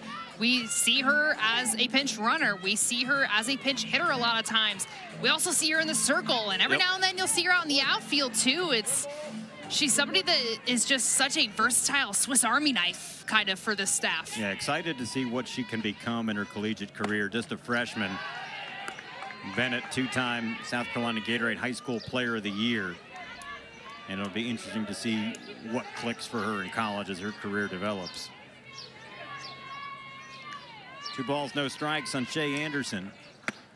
And this is inside, and Rothrock struggling to find the strike zone for the first time all weekend, and that's going to draw a visit. And this may be it perhaps for Rothrock, who's thrown 100 pitches today, had the no-hitter on Friday. This little conference here, and Coach Tim Walton also going to meet with the infield. And I think, even if this is the end for Rothrock here, you've got to be so proud of your performance. Oh, yeah. I mean, even going off of Friday, but even today, she's drawn a little bit more walks than she's probably wanted to. She's thrown more balls than she's probably wanted to. But overall, I mean, being able to hold this South Carolina offense to very little. And her 12-plus innings now, she's allowed 1 run and 4 hits. So yeah, she's obviously one of the big reasons Florida is what they are, at least on the defensive side. Obviously, this is a team that can score a lot of runs, but she'll stay in there. 3-0 the count on Anderson. Gets a strike on the inside corner.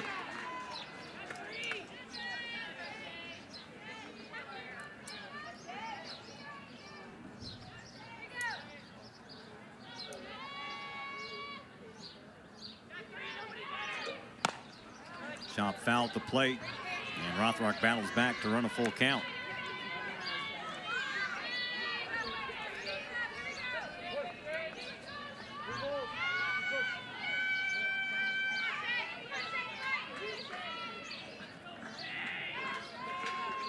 Payoff pitch. Outside. Back-to-back walks, and again, the Gamecocks have multiple base runners. They've had multiple base runners in every inning except the 5th today, but still just 1 run to show for it. That's a tough pitch. I still thought that was a very competitive pitch thrown by Rothrock. I mean, clearly a ball, but definitely a pitch that would get a lot of hitters to chase. Shay Anderson doing a good job understanding the situation right now with Rothrock, being disciplined. 6th walk of the day as Alyssa Hubermail checks in. 0 for 1 today, was a pinch hitter in the 4th inning and fouled out behind the plate. Overmail, the former Florida Gator, in her first season with the Gamecocks. Again, missed most of last year with injury.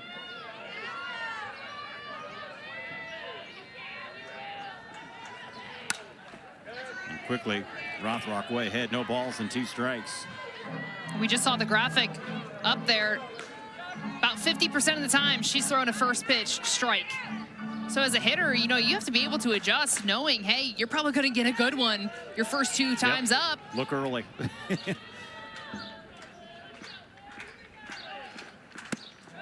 Over but low. Looking ahead for the Gamecocks, they'll hit the road this week. They'll travel to Clemson for their midweek game for the rivalry matchup there with the Tigers, and then 3 at Missouri next week and at North Carolina midweek next week. So a 5-game road trip coming up for South Carolina. 1-2 outside. That stretch of games can be so hard when you're doing it on the road. But, you know, that midweek against Clemson, that's really big game, not only for this team right now, but for the program as a whole. I mean, you're talking big-time rivalry. 2-2. We'll have another one for the Gators. It's the opposite. They'll return home midweek game against Florida Gulf Coast, and then 3 at home next weekend against Auburn before they travel the following week for their rivalry matchup at Florida State. That's always such a good softball rivalry. 2 softball powerhouses going at it.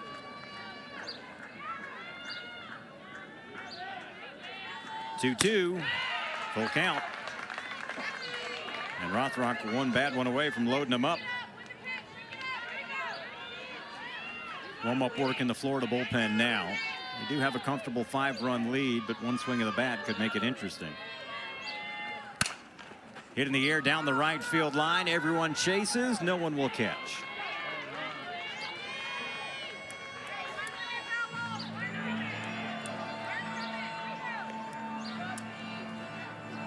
In the bullpen for Florida, looks like Caitlin Oxley, the sophomore, pitched in yesterday's game.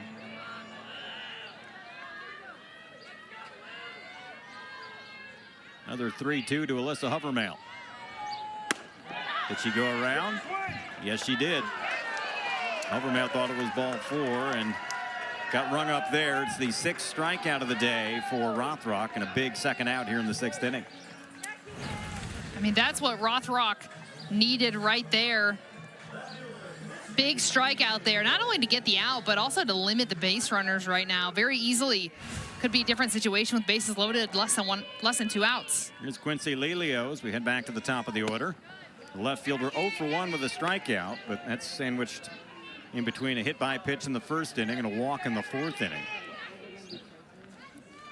Lelio, who gets on base a lot, and Coach Tim Walton out of the dugout. 4th time through the order, and that's going to do it for Keegan Rothrock. Another good performance for her. She allows us 1 run on 4 hits. We've got a new Gator pitcher. We'll tell you about her when we come back. Yeah, Keegan Rothrock, I mean, still a stellar performance. 6 strikeouts on the day, doing a great job of changing elevations, using that rise, sprinkling in that changeup, not afraid to go inside to a lot of these hitters as well. I mean, when you compare her outing to Friday, yeah, maybe not as good, but still a stellar performance from her. She gives way to Olivia Miller, the junior from Orlando, making her 2nd appearance of the weekend. She inherits runners at 1st and 2nd with 2 outs. 2-0 to the count now on Quincy Lelio, the leadoff hitter. Next one up high. We saw Miller in the game yesterday against the Gamecocks. She's really going to utilize that curve. That's really her MO there. She'll throw a backdoor as well, and she also sprinkles in that good changeup as well, and giving the Gamecock hitters a little bit of a different look here as a lefty pitcher, challenging these hitters a little bit in a different way. Yeah, yesterday came out of the bullpen, went 3 innings, no runs allowed, 4 hits, 1 strikeout, no walks. See her numbers on the year. The pitch to Lelio, hit in the air to left center. Shoemaker is there, and that'll end the inning. The Gamecocks leave 2 more runners stranded. They trail it 6-1 as we head to the 7th here in Columbia. To the circle for the Gamecocks, the pitch, the 7th.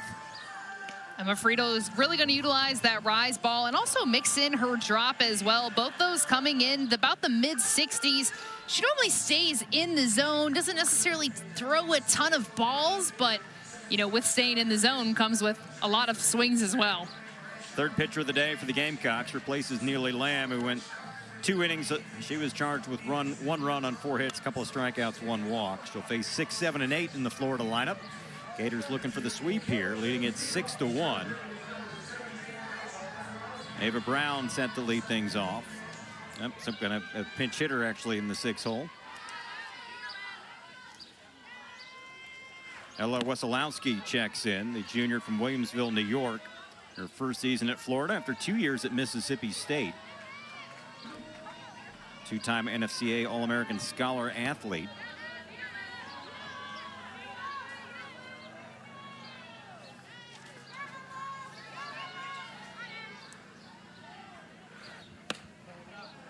This is outside.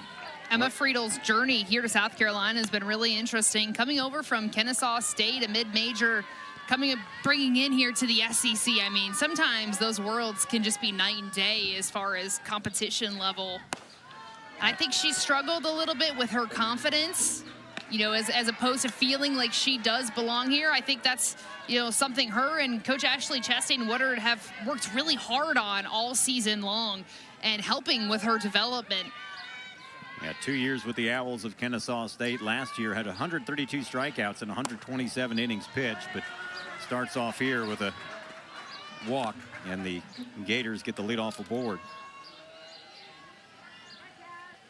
We talked earlier with the consistency with Neely Lamb, and that's something that we've been wanting to see. You know, the coaching staff has been wanting to see out of Emma Friedel, is wanting to see that consistency from her. She's come in at times and have really, really great outings, and she's been absolutely lights out. And other times she comes in and she struggles a little bit. Cassidy McClellan to the plate, takes a strike, 1 for 2 with a walk. Fly to center and had that infield hit in the 2nd inning.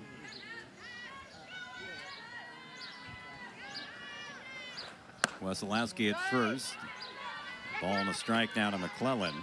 6 runs, 10 hits, no errors for Florida for the Gamecocks. 1 run, 4 hit. They've committed 1 error. We were talking during the break, though. South Carolina, they're going to be shaking their head when they look at the runners left on base today. Went around there. Gamecocks have had multiple base runners in every inning except 1. They've left 10 stranded. Only 4 hits to show for it today, but they've had a lot of walks and hit by pitch. They've left 10 stranded today in what, going up until the 5th inning, was just a 2-run game. And on the other side, great pitching by Rothrock to get out of those jams every time, not allowing a 2-base hit, a 2-out hit. And that's the beauty of her and in her game as a pitcher. Like, yeah, she's given up a little bit more walks than she probably wanted in her outing today, but the ability to come in and just shut down the next hitter, I mean, that is what has really kept Florida in this game.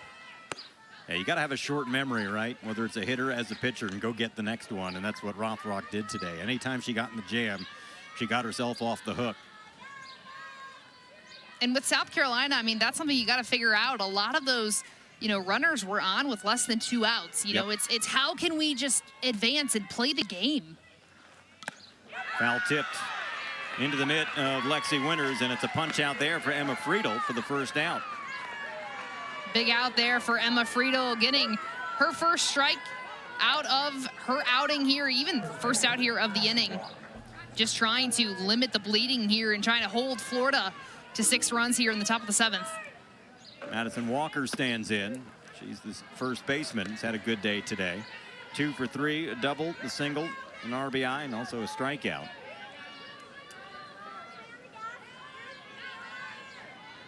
And again, no holes in this Florida offensive lineup. This is your 8-hole hitter that's hitting .339 with 7 home runs.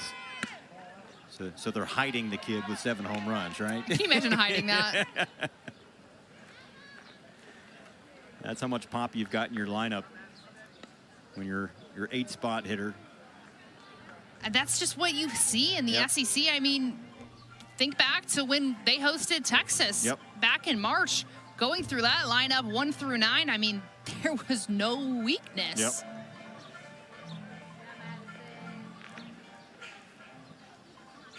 Florida, as we told you, already with 5 SEC series wins in the 6 series they played. Their lone series loss was at Arkansas, but they've got series wins over Kentucky, Missouri, and nationally ranked Tennessee and Mississippi State. And then here they've already won the first 2 games here against South Carolina in a big lead here in the 7th in game 3, looking for the sweep.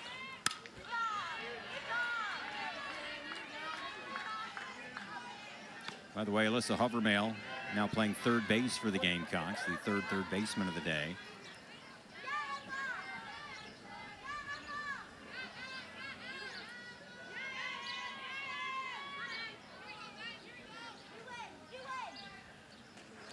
Two-one pitch, back to the circle. Friedel's got it, goes to second for one, relay to first, in time, double play. Second double play turned by the Gamecocks today. And for the Gamecocks, their 19th twin killing of the season. Last chance for the Gamecocks coming up. They trail it 6-1.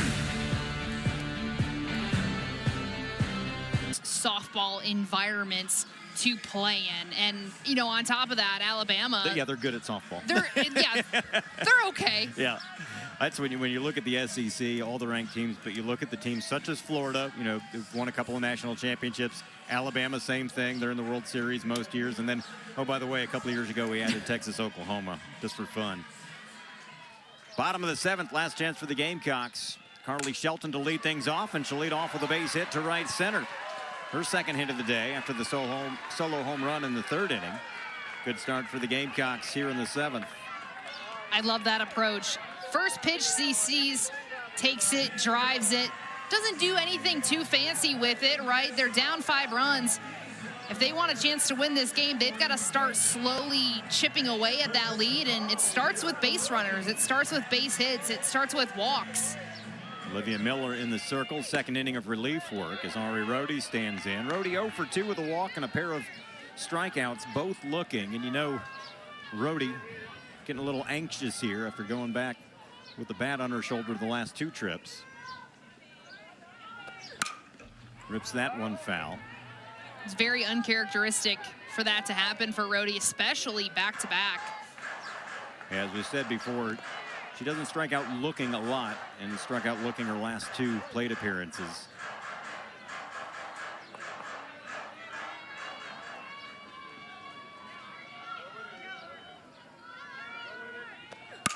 And there's a solid smash into left field for a base hit. Back-to-back singles for the Gamecocks.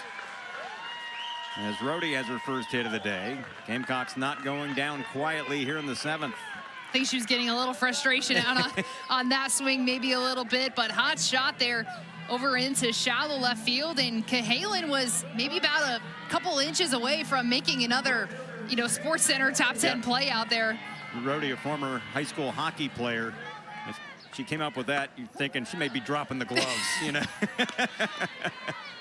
Hey, I'm all here for it. Yeah, there you go.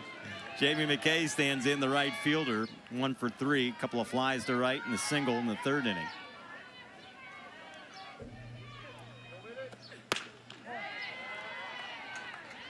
McKay, some pop in the bat, 4 home runs. A couple of them have been walk-offs on run rule games.